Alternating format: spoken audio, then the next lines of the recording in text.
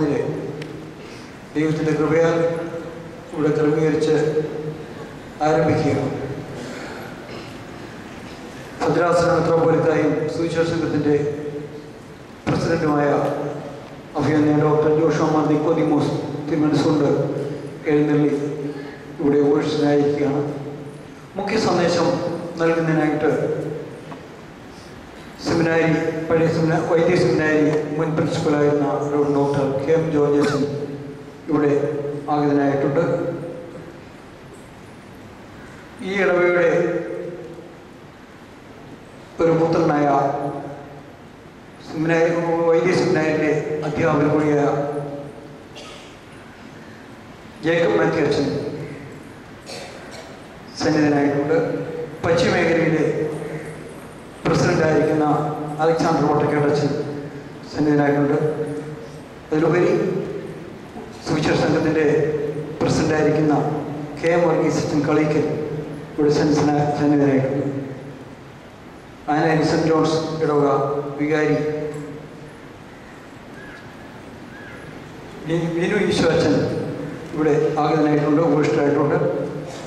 ഈ ഇടവകയുടെ നേതൃത്വം കൊടുക്കുന്ന ഷിബു അച്ഛൻ എല്ലാ കാര്യങ്ങൾക്കും നേതൃത്വം കൊടുത്തുകൊണ്ടിരിക്കുന്നു. അദ്ദേഹം ഇവിടെ ഉപേക്ഷിതനായിട്ടുണ്ട്. ഇനിയും സുവിശേഷ സംഘത്തിൻ്റെ ഭാരവാഹികളായിട്ടുള്ള joint secretary Abraham Thomas, treasurer John Jacob,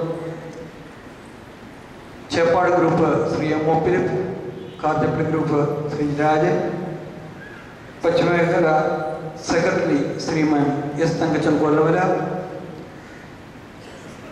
ഉത്തരമേഖല president secretary colonel doctor G Mathews എന്നിവർ വേദിയിലേക്ക് കടന്നവരാണ്. അവരെ ഈ വേദിയിലേക്ക് കടന്നിടണമെന്ന് ആഗ്രഹിക്കുന്നവരോട് ആകണമെന്ന് അഭ്യർത്ഥിക്കുന്നു. യോഗം ആരംഭിക്കുകയാണ്. വേദവായനയ്ക്ക് വേണ്ടി റോയി മാത്യുവിനെ സംഘടന നാവ് കൊണ്ട് പാപം ചെയ്യാതിരിക്കാൻ ഞാൻ എൻ്റെ വഴികളെ സൂക്ഷിക്കുമെന്നും ദുഷ്ടന്റെ മുമ്പിലിരിക്കുമ്പോൾ എൻ്റെ വായ കടിഞ്ഞാണ്ട് കാക്കുമെന്നും ഞാൻ പറഞ്ഞു. ഞാൻ മുരിയാടാതെ ഉമ്മനായിരുന്നു, നന്മയെ ഗണ്യമാക്കാതെ മൗനമായിരുന്നു. എൻ്റെ സങ്കടം പൊങ്ങി വന്നു, എൻ്റെ ഉള്ള ഹൃദയത്തിനെ ചൂട് പിടിച്ചു, എൻ്റെ ജ്ഞാനത്തികൾ തീവത്തി. അപ്പോൾ ഞാൻ നാവെടുത്ത് സംസാരിച്ചു. യഹോവേ, എൻ്റെ അവസാനത്തെ എൻ്റെ ആയുസ് എത്ര എന്നെ അറിയിക്കണമേ. ഞാൻ എത്ര ക്ഷണിക്കണമെന്ന് ഞാൻ അറിയുമാറാകട്ടെ. ഇതാ നീ എൻ്റെ നാളുകളെ 4 വില നീളമാക്കിയിരിക്കുന്നു. എൻ്റെ ആയുസ് നിന്റെ മുമ്പാകെ ഏതുമില്ലാത്ത പോലെ ഇരിക്കുന്നു. ഏത് മനുഷ്യനും ഉറച്ചിരുന്നാൽ ഒരു ശ്വാസമത്രേ. മനുഷ്യരൊക്കെയും ഒരു നെള്ളായി നടക്കുന്ന നിശ്ചയം. അവർ വ്യക്തമായി പരിശ്രമിക്കുന്നു നിശ്ചയം. അവർ ധനം സമ്പാദിക്കുന്നു, ആരനുഭവിക്കുമെന്ന് അറിയുന്നില്ല. എന്നാൽ കർത്താവേ, ഞാൻ ഇതിനായി കാത്തിരിക്കുന്നു. എൻ്റെ പ്രത്യാശ നിങ്ങൾ വെച്ചിരിക്കുന്നു. എൻ്റെ സകല ലംഘനങ്ങളിൽ നിന്നും എന്നെ വിടുവിക്കണമേ. എന്നെ പോഷണം നിന്നയാക്കി വയ്ക്കരുത്. ഞാൻ വായ തുറക്കാതെ ഉമ്മനായിരുന്നു, നീയല്ലോ അങ്ങനെ വരുത്തിയത്. നീ എൻ്റെ വാതയെങ്കിൽ നീക്കണമേ. നിന്റെ കൈകാടിയാൽ ഞാൻ ക്ഷണിച്ചിരിക്കുന്നു. അകത്തു നിന്നും നീ മനുഷ്യനെ ദണ്ഡനങ്ങളാൽ ശിക്ഷിക്കുമ്പോൾ നീ അവൻ്റെ സൗന്ദര്യത്തെ പൊടിപോലെ ക്ഷയിപ്പിക്കുന്നു. ഏത് മനുഷ്യനും ശ്വാസമത്രയാകുന്നു. യഹോവേ, എൻ്റെ പ്രാർത്ഥന കേട്ട് എൻ്റെ അപേക്ഷ തീർക്കണമേ. എൻ്റെ കണ്ണുനീർ കണ്ടുകൊണ്ടാതിരിക്കരുത്. ഞാൻ എൻ്റെ സകലപിതാക്കന്മാരെയും പോലെ നിന്റെ സന്നിധിയിൽ അന്യനും പരദേശിയുമാകുന്നുവല്ലോ. ഞാൻ ഇവിടെ നിന്ന് പോയില്ലാതെയാകുന്നതിന് മുമ്പ് ഉന്മേഷം പ്രാപിക്കേണ്ടതിന് എൻ്റെ നോട്ടം നിന്റെ നോട്ടം എങ്കിലും മാറ്റണമേ. യോഗ്യമാവിനെ സ്വാഗതം അറിയിക്കുന്നതിനായി ഇടവകയുടെ വികാരി ഏറ്റവും ബഹുമാനപ്പെട്ട കെ വർഗീസ് അച്ഛനെ അതിനോട് ക്ഷണിക്കും. ദൈവനാമത്തിന് മഹത്വമുണ്ടാവട്ടെ. അഭിനന്ദനായ തിരുമനസ്സും ബഹുമാനപ്പെട്ട കെ.എം. ജോർജ് അച്ഛൻ, ജേക്കബ് മാത്യു അച്ഛൻ, അലക്സാണ്ടർ വട്ടക്കേടച്ഛനൊക്കെ, ബിനു ഈശോ അച്ഛൻ, സുവിശേഷ സംഘത്തിൻ്റെ ചുമതലയുള്ളവരെ, കർത്താവ്, പ്രിയ മാതാപിതാക്കളെ, കുഞ്ഞുങ്ങളെ, ഏറ്റവും സന്തോഷത്തോടെയാണ് ഇപ്പോൾ ഇവിടെ നിൽക്കുന്നത്. ഒരു സന്തോഷത്തിൻ്റെ പ്രധാനപ്പെട്ട കാരണം ഇന്ന് അഭിനന്ദ തിരുമനസ്സുകൊണ്ട് രാവിലെ മുതലേ തന്നെ നമ്മുടെ പള്ളിയിലുണ്ട്. അതൊരു വലിയ സന്തോഷമായിട്ട് തോന്നുന്നു. കാരണം നമ്മുടെ മെത്രാപ്പോലീത്ത നമ്മളോടൊപ്പം ഉണ്ട് എന്നുള്ളതും ഇന്ന് ഓരോരുത്തരെയും വിളിച്ച് കാര്യങ്ങൾ അന്വേഷിച്ചു എന്നൊക്കെയുള്ളതും നമ്മൾ സാധാരണ മനുഷ്യരെ സംബന്ധിച്ച് വളരെ സന്തോഷമുള്ള കാര്യമാണ്. അഭിനന്ദ തിരുമനസ്സിൻ്റെ സാന്നിധ്യം സന്തോഷം നൽകുന്നതിനോടൊപ്പം തന്നെ ഏറെ സന്തോഷം നൽകുന്ന മറ്റൊരു കാര്യം ഞങ്ങളുടെയൊക്കെ അഭിമന്യനായ KM ജോർജ് അച്ഛൻ ഇപ്പോൾ ഞങ്ങളോടൊപ്പം ഉണ്ട് എന്നുള്ളതാണ്. ഞാൻ പ്രത്യേകിച്ച് ഒന്നും പറയേണ്ട, തിരുമേനി 2-3 വാക്കുകളിൽ ഇന്ന് KM ജോർജ് അച്ഛൻ്റെ സാന്നിധ്യത്തിനെ കുറിച്ച് പറഞ്ഞായിരുന്നു. ഞാനത് ജേക്കബ് മാതച്ചനോട് പറയായിരുന്നു. തിരുമേനി പറഞ്ഞ ഒരു വാക്ക്, മൊബൈൽ ഫോണുള്ളവരെല്ലാവരും കുർബാന കഴിഞ്ഞാൽ ഉടനെ മറ്റുള്ളവരെ വിളിച്ച് പറയണം, ഇന്ന് KM ജോർജ് അച്ഛൻ വരുന്നുണ്ട്, അതുകൊണ്ട് കഴിയുന്നിടത്തോളം പേർ വന്ന് പങ്കെടുക്കണം എന്നുള്ളത്. അപ്പോൾ തന്നെ നമുക്ക് മനസ്സിലാവും KM ജോർജ് അച്ഛൻ വരുന്നതിൻ്റെ പ്രാധാന്യം എന്താണെന്നുള്ളത്. അത്ര സന്തോഷവും അഭിമാനവും തോന്നുന്നുണ്ട്. സെമിനാരിയിൽ ഞങ്ങൾ ദൂരെ നിന്ന് മാത്രം കാണുവാൻ ആഗ്രഹിച്ചിരുന്ന, ഇഷ്ടപ്പെട്ടിരുന്ന, അടുത്ത് ചെല്ലുവാൻ ഒരു തരത്തിൽ പറഞ്ഞാൽ ആദരവ് കൊണ്ടുള്ള ഒരു ഭയമുണ്ടായിരുന്നു അച്ഛൻ്റെ അടുത്തില്ല. അത് ഞാൻ പറഞ്ഞല്ലോ, ആദരവ് കൊണ്ട് മാത്രമായിരുന്നു. അത്ര സന്തോഷത്തോടെ ഞങ്ങൾക്കൊക്കെ ഒത്തിരി അഭിമാനമാണ്. ഞങ്ങൾ സെമിനാരിയിൽ പഠിച്ചിരുന്ന സമയത്ത് ജോഷുവ അച്ഛൻ പഠിപ്പിച്ചിട്ടുണ്ട്, ഒസ്താത്യൂസിനെ പഠിപ്പിച്ചിട്ടുണ്ട്, KM ജോർജ് അച്ഛൻ പഠിപ്പിച്ചിട്ടുണ്ട് എന്നൊക്കെ പറയുമ്പോൾ ഒത്തിരി സന്തോഷമാണ്. പൗലോസ് ലീഹ ഗമാലിയേലിൻ്റെ പാദപീഠത്തിലിരുന്നു എന്ന വേദപുസ്തകത്തിൽ രേഖപ്പെടുത്തിയതുപോലെയാണ് വൈദികരെ സംബന്ധിച്ച് ഇത്രയും ബഹുമാന്യരായി ഇവിടെ ഇരിക്കുന്ന എല്ലാ വൈദികരെയും പഠിപ്പിച്ച ആളാണ്. അതുകൊണ്ട് അഭിമന്യ തിരുമനസിൻ്റെയും ഗുരുനാഥനാണെന്ന് തോന്നുന്നു KM ജോർജ് അച്ഛൻ. അത് തന്നെ. അപ്പോൾ ഒരു തരത്തിൽ ഇപ്പോൾ ഇവിടെ ഇരിക്കുന്നതിൽ ഏറ്റവും ആദരണീയനായ, ഏറ്റവും സന്തോഷം നൽകുന്ന സാന്നിധ്യമാണ് KM ജോർജ് അച്ഛൻ്റെ. അതുകൊണ്ടാണ് ഞാൻ പറഞ്ഞത് ഒത്തിരി സന്തോഷത്തോടെയാണ് നിൽക്കുന്നതെന്ന്. അതുകൊണ്ട് തന്നെ എന്താണ് പറയേണ്ടതെന്ന് എനിക്കറിയാൻ പാടില്ല. KM ജോർജ് അച്ഛനെ കണ്ടപ്പോൾ തന്നെ ഒത്തിരി സന്തോഷവും അഭിമാനവും ആദരവും ഒക്കെ മനസ്സിൽ തോന്നുകൊണ്ട് പുറത്തേക്കൊന്നും വരുന്നില്ല. എന്നാലും ഇവിടെ വെച്ച് നടക്കുന്ന ഒരു ക്രമീകരണമായതുകൊണ്ട്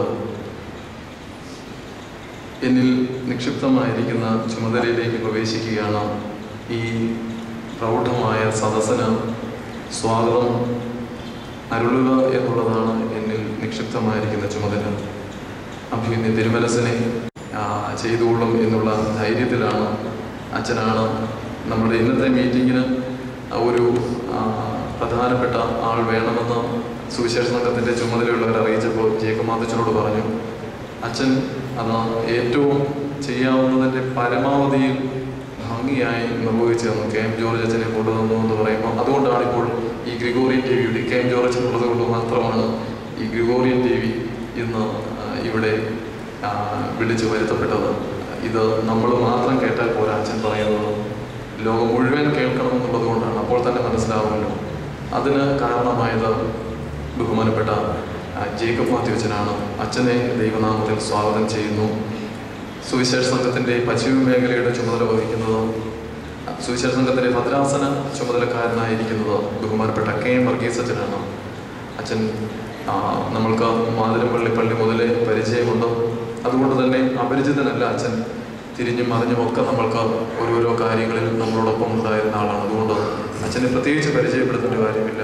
ബഹുമാനപ്പെട്ട KM വർഗീസ് അച്ഛനെ ഈ യോഗത്തിലേക്ക് സ്വാഗതം ചെയ്യുകയാണ്. പശ്ചിമ മേഖലയുടെ സുവിശേഷ സംഘത്തിൻ്റെ ചുമതല വഹിക്കുന്നത് ബഹുമാനപ്പെട്ട അലക്സാണ്ടർ വട്ടക്കാട്ട് അച്ഛനാണ്. ഡാണാപ്പടിപള്ളി വികാരിയായിരിക്കുന്ന ബഹുമാനപ്പെട്ട വട്ടക്കാട്ട് അച്ഛനെ സ്വാഗതം ചെയ്യുന്നു. ബിനോയ് ഈശോച്ചനെ, നമ്മളുടെ എല്ലാ കാര്യങ്ങളിലും അച്ഛൻ, മനോജ് അച്ഛനും ബിനോയ് ഈശോച്ചനും നമ്മളുടെ എല്ലാ കാര്യങ്ങളിലും നമ്മളോടൊപ്പം ഉള്ളവരാണ്. ബഹുമാനപ്പെട്ട ബിനു അച്ഛനെ സ്വാഗതം ചെയ്യുന്നു. സുവിശേഷ സംഘത്തിൻ്റെ ചുമതലയുള്ള ഓരോ മേഖലയുടെയും ചുമതലയുള്ളവരുണ്ടോ അവരെ ഓരോരുത്തരെയും ഒറ്റ വാക്കിൽ സ്വാഗതം ചെയ്യുകയാണ്. വന്നു ചേർന്ന് എല്ലാവരെയും ദൈവനാമത്തിൽ സ്വാഗതം ചെയ്യുന്നു. ദൈവം തമ്പുരാൻ നമ്മുടെ കൂട്ടായ്മയുടെ മധ്യത്തിലുണ്ടാകട്ടെ. ബഹുമാനപ്പെട്ട അച്ഛൻ്റെ വാക്കുകൾ നമ്മളിൽ പലരും മുൻപ് കേട്ടിട്ടില്ല. അതിന് നമുക്ക് ഒരു നല്ല അവസരമാണ് കിട്ടിയത്.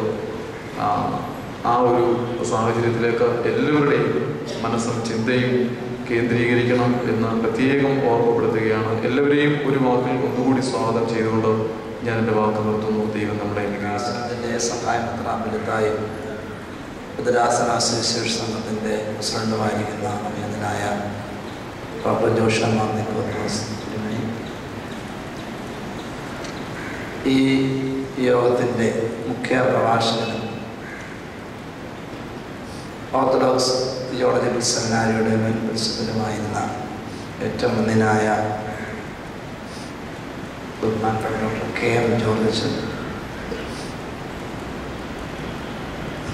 മാവേലിക്കര ഭദ്രാസന പശ്ചിമ മേഖലാ സുവിശേഷ സംഘത്തിൻ്റെ പ്രസിഡന്റ് ബഹുമാനപ്പെട്ട അലക്സാണ്ടർ ഒറ്റക്കാടച്ചൻ, മുന്നിലായ രാജു വർഗീസ് അച്ഛൻ, DK മാത്യു അച്ഛൻ, KK വർഗീസ് അച്ഛൻ, വിനീഷ് അച്ഛൻ, വേദിയിലായിരിക്കുന്ന മുന്നിലായ വൈദികരെ, ഭദ്രാസന സുവിശേഷ സംഘത്തിൻ്റെ ഭാരവാഹികൾ, ഈ യോഗത്തിൻ്റെ അധ്യക്ഷൻ എന്ന നിലയിൽ അധ്യക്ഷ പ്രസംഗമാണ് ഇന്ന് നിക്ഷിപ്തമായിരിക്കുന്നത്.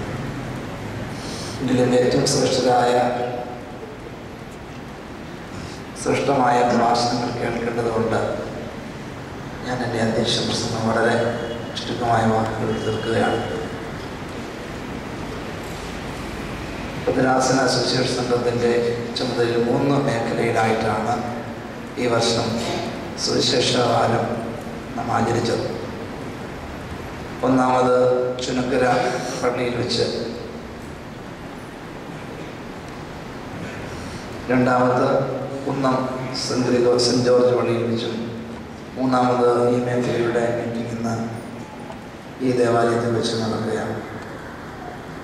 3 മേഖലയിൽ വെച്ച് നടന്ന സമ്മേളനങ്ങളിൽ ഏറ്റവും സന്തോഷം പ്രദാനം ചെയ്യുന്ന, എല്ലാ തരത്തിലും വിശിഷ്ടാതിഥികളെ കൊണ്ടും സുവിശേഷ സംഘത്തിൻ്റെ പ്രവർത്തകരെ കൊണ്ടും നിറഞ്ഞ ഈ ദിവസം, ഈ സമ്മേളനം ആണ് ഏറ്റവും അനുഗ്രഹമായി നടത്താൻ സാധിക്കുന്നത് എന്നത് പ്രത്യേകിച്ച് ഭദ്രാസന രൂപീകരണത്തിന് മുമ്പ് തന്നെ പശ്ചിമ മേഖലാ സുവിശേഷ സംഘം ഭദ്രാസനത്തിൻ്റെ ഭാഗമായിരുന്ന നാൾ മുതൽ തന്നെ ഏറ്റവും സജീവമായി പ്രവർത്തിച്ച ഒരു മേഖലയാണ്. KK വർഗീസ് പറഞ്ഞതുപോലെ ഈ മേഖലയിൽ 8 വർഷം 3 പള്ളികളിലായി ശുശ്രൂഷിച്ച ഒരു പരിചയമുള്ളതുകൊണ്ട് ആ നാളുകളിലും ഇത് വളരെ ഭംഗിയായി നടന്നിരുന്നു. നല്ല കാലത്ത് അല്പം മങ്ങലേറ്റിരുന്നു ഈ മേഖലയിലെ സുവിശേഷ കാര്യങ്ങളിൽ. എന്നാൽ പട്ടക്കാടച്ചൻ്റെ ചുമതലയിൽ വീണ്ടും അത് സജീവമായി മുന്നോട്ട് വരികയാണ്. യെശയ്യാ പ്രവാചകന്റെ പുസ്തകത്തിൽ 60-ാം അധ്യായം 1-ാം വാക്യത്തിൽ പറയുന്ന പ്രകാരം, എഴുന്നേറ്റ് പ്രകാശിക്കുക, നിന്റെ പ്രകാശം വന്നിരിക്കുന്നു, യഹോവയുടെ തേജസ് നിന്റെ മേൽ ഉദിച്ചിരിക്കുന്നു. സ്വയം പ്രകാശിക്കുന്നവരായി, മറ്റുള്ളവർക്ക് പ്രകാശം നൽകുന്നവരായി സുവിശേഷ സംഘങ്ങൾ പ്രവർത്തകർ ആയിത്തീരുവാൻ ദൈവം ശക്തീകരിപ്പാൻ പ്രാർത്ഥിച്ചുകൊണ്ട് ഞാൻ വാക്കുകൾ ചൊല്ലുന്നു. ഈ യോഗം ഉദ്ഘാടനം ചെയ്യാനായി ഭദ്രാസനത്തിൻ്റെ ചുമതല വഹിക്കുന്ന അഭ്യർത്ഥനായ യോശുവ നിക്കോദിമോസിനെ മതയോടെ ദൈവത്തിൻ്റെ നാമത്തിന് മഹത്വമുണ്ടായിരിക്കട്ടെ. മാവേലിക്കര ഭദ്രാസന സുവിശേഷ സംഘത്തിൻ്റെ ഓണവാര സുവിശേഷ യോഗങ്ങളുടെ സമാപന സമ്മേളനത്തിൻ്റെ ഈ അധ്യക്ഷവേദിയിൽ ഉപവിഷ്ടരായിരിക്കുന്ന ശ്രേഷ്ഠരായ വൈദികർ, പ്രത്യേകിച്ച് നമ്മുടെ മുഖ്യാതിഥി ബഹുമാനപ്പെട്ട അച്ഛന്മാരോട് ഓർപ്പിച്ചതുപോലെ എൻ്റെയും കൂടെ ആരാധ്യനായ വൈദ്യ സെമിനാരിയിലെ എൻ്റെ അധ്യാപകൻ, ഞാൻ പഠിക്കുന്ന കാലഘട്ടത്തിൽ എന്നെ 4 വർഷം പഠിപ്പിച്ച മുന്നിനായ KM ജോർജ്, ഇപ്പോൾ വൈദ്യ സെമിനാരി അധ്യാപകനും ഈ ഇടവാംഗവുമായിരിക്കുന്ന പ്രിയപ്പെട്ട ജംഗം മാധ്യമച്ച്, സുവിശേഷ സംഘത്തിൻ്റെ മാവേലിക്കര ഭദ്രാസന വൈസ് പ്രസിഡന്റ് പ്രിയപ്പെട്ട KM വർഗീസ് അച്ഛൻ, ഈ ഇടവക വികാരി KK വർഗീസ് അച്ഛൻ, വൈദ്യ സെമിനാരിലെ എൻ്റെ സഹപാഠി രാജു വർഗീസ് അച്ഛൻ, ഭദ്രാസന ബാലസമാജത്തിൻ്റെ വൈസ് പ്രസിഡന്റ് ജിനു അച്ഛൻ, ഭദ്രാസനത്തിലെ കൗൺസിലിംഗ് ഡിപ്പാർട്ട്മെൻറ്റിൻ്റെ ചുമതല കൂടെ വഹിക്കുന്ന പട്ടേക്കാടച്ചൻ, ഭദ്രാസന സുവിശേഷ സംഘത്തിൻ്റെ സെക്രട്ടറി, മറ്റ് ചുമതലക്കാർ, വിവിധ മേഖലകളുടെ പ്രവർത്തകരെ, ഈ ഇടവാംഗങ്ങളും സമീപ ഇടവാംഗങ്ങളുമായി ഈ മഹാസമ്മേളനത്തിൽ പങ്കെടുക്കുന്ന എല്ലാ പ്രിയപ്പെട്ടവരുടെ 2 ആഴ്ചകൾക്ക് മുമ്പ് സെപ്റ്റംബർ മാസം 14-ാം തീയതി ശനിയാഴ്ച ദിവസം ഉച്ചയ്ക്ക് ശേഷം സുവിശേഷ സംഘത്തിൻ്റെ ഓണവാര യോഗങ്ങളുടെ ആദ്യ സമ്മേളനം ഞാൻ ഉദ്ഘാടനം ചെയ്യുകയുണ്ടായി. ഇന്ന് സമാപന സമ്മേളനത്തിൻ്റെ ഉദ്ഘാടനമാണ്. ഇത് 3ാമത്തെ ഈ വിധത്തിലുള്ള യോഗമാണ്. ഓണകാലഘട്ടം സന്തോഷത്തിൻ്റെ ദിവസങ്ങളായിരുന്നു. ഭാരതം മൊത്തമായി ആചരിക്കുന്ന അഥവാ മലയാളികൾ ആചരിക്കുന്ന ഓണാഘോഷവും അതിനോട് ചേർന്നുള്ള ചിന്തകളും ഓണത്തിൻ്റെ ഉത്സാഹവും കുട്ടികളുടെ അവധിക്കാലവും അവർക്കുള്ള പരീക്ഷകളും അങ്ങനെ ഇതെല്ലാം സമ്മിശ്രമായിട്ട് ഓണവാരമൊക്കെ സമാപിച്ചു. ഭദ്രാസനത്തെ സംബന്ധിച്ചിടത്തോളം പ്രത്യേകിച്ച് സുവിശേഷ സംഘം മുൻ വർഷങ്ങളിലെന്നപോലെ ഈ വർഷവും ഓണവാര സുവിശേഷ യോഗങ്ങൾ ക്രമീകരിച്ചു. ഇത്തരുണത്തിൽ കൃത്യമായിട്ട് സുവിശേഷ സംഘം ഏർപ്പെടുത്തിയ അഭ്യുതനായ പൗലോസ് മാർ പൗലോസ് തിരുമേനിയുടെ നാമത്തിൽ ഏർപ്പെടുത്തിയ അന്നദാന പദ്ധതിയെ ഒരിക്കൽ കൂടി ഞാൻ അനുമോദിക്കുന്നു.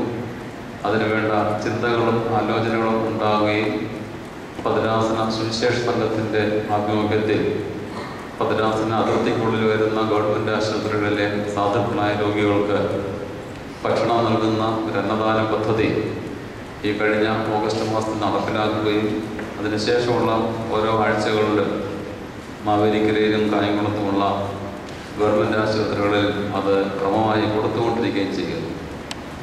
ഞാൻ ദീർഘമായിട്ട് പ്രസംഗിക്കുന്നില്ല. ബഹുമാനപ്പെട്ട KM ജോർജ് അച്ഛൻ നിന്ന് കേൾക്കുന്നതിനാണ് നമുക്ക് ഒരുമിച്ച് കൂടിയിരിക്കുന്നത്.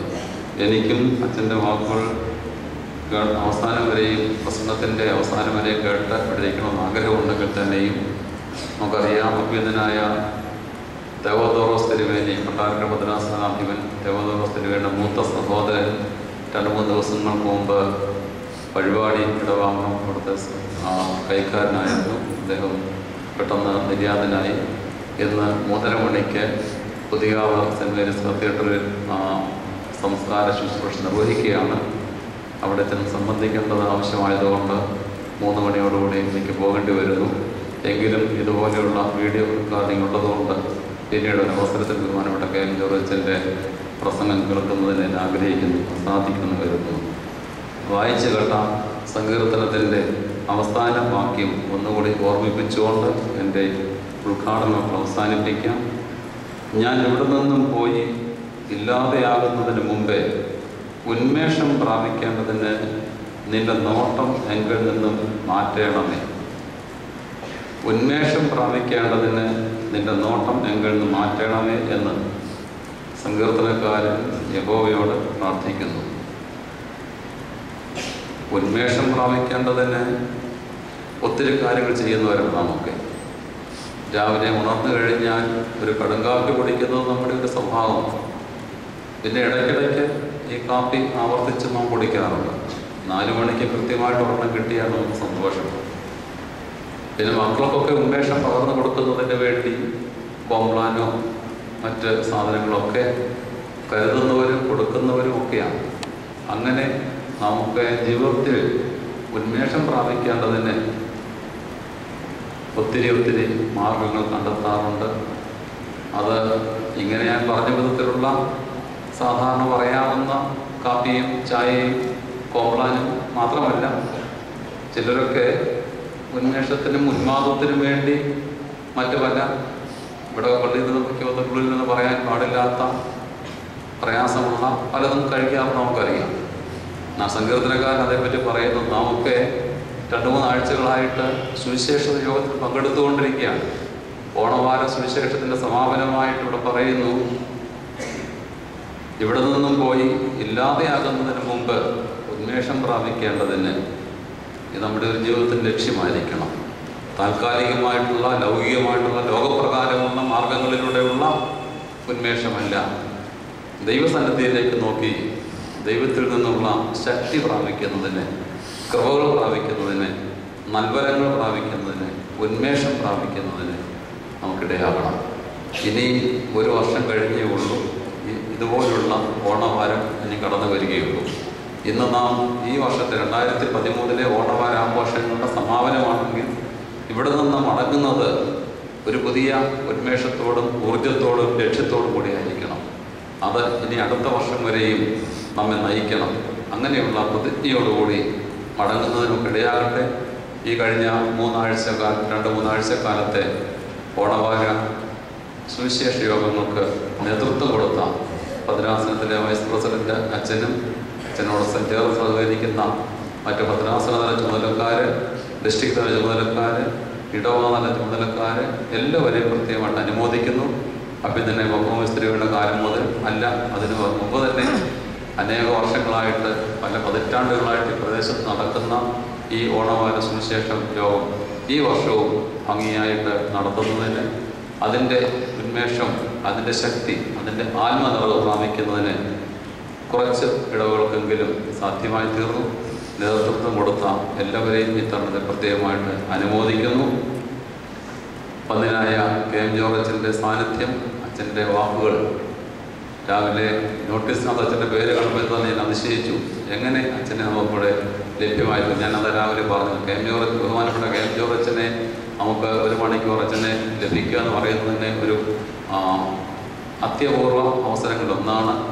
പിന്നീട് ഞാൻ റിയലൈസ് ചെയ്തു, ബഹുമാനപ്പെട്ട ജേക്കബ് മാത്യു അച്ഛൻ്റെ ഉത്സാഹം കൊണ്ടും നിർബന്ധം കൊണ്ടും മാത്രമായിരിക്കണം KM ജോർജ് അച്ഛൻ നമുക്ക് ലഭിച്ചത്. എന്തായാലും ഇത്രയെങ്കിലും ആളുകൾ ഒരുമിച്ച് വന്നതിൽ പ്രത്യേക സന്തോഷം കൂടി അറിയിച്ചുകൊണ്ട് എൻ്റെ വാക്കുകൾ അവസാനിപ്പിക്കുകയും ഈ സമ്മേളനം ഔപചാരികമായിട്ട് ഉദ്ഘാടനം ചെയ്തതായിട്ട് പ്രഖ്യാപിക്കുന്നു. പതിനായ KM ജോർജ് അച്ഛനെ മുഖ്യ പ്രഭാഷണത്തിനായിട്ട് ക്ഷണിക്കുന്നു. ദൈവനാമത്തിൻ്റെ മഹത്വം. അഭിമന്യ തിരുമനസിൻ്റെ അനുവാദത്തോടെ നമ്മുടെ മുഖ്യ പ്രഭാഷകനെ സത്യത്തിൽ പരിചയപ്പെടുത്തേണ്ട കാര്യമില്ല. ആമുഖം വേണ്ടാത്തവണ്ണം മലങ്കര സഭയിലും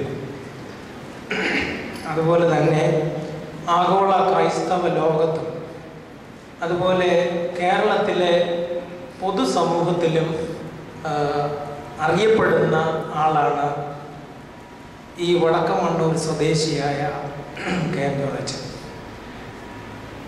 ഒരു കത്തോലിക്ക കോളേജിൽ പഠിപ്പിക്കുന്ന ഒരു അധ്യാപിക അവരുടെ വിദ്യാർത്ഥിനി ഓർത്തഡോക്സുകാരിയാണെന്ന് കേട്ടപ്പോൾ ആ കുട്ടിയോട് ചോദിച്ചു, KM ജോർജ് അച്ഛനെ അറിയാം? ഞാൻ ആ പള്ളിക്കാരിയാണ് എന്ന് പറഞ്ഞു.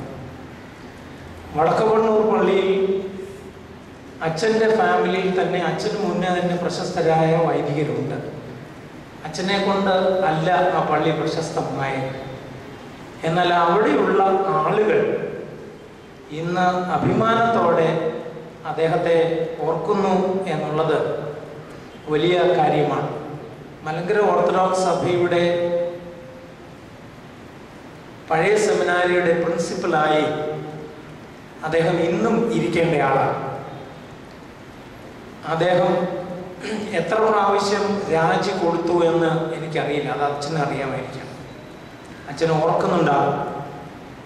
അദ്ദേഹം മാത്യൂസ് ദ്വിതീയൻ കാതോലിക്ക ബാവയുടെ അടുക്കൽ നോ പറഞ്ഞിട്ടുണ്ട്. എന്നെ വിടുത്തണം, അദ്ദേഹത്തെ വിടുത്തണം എന്ന് പറഞ്ഞു.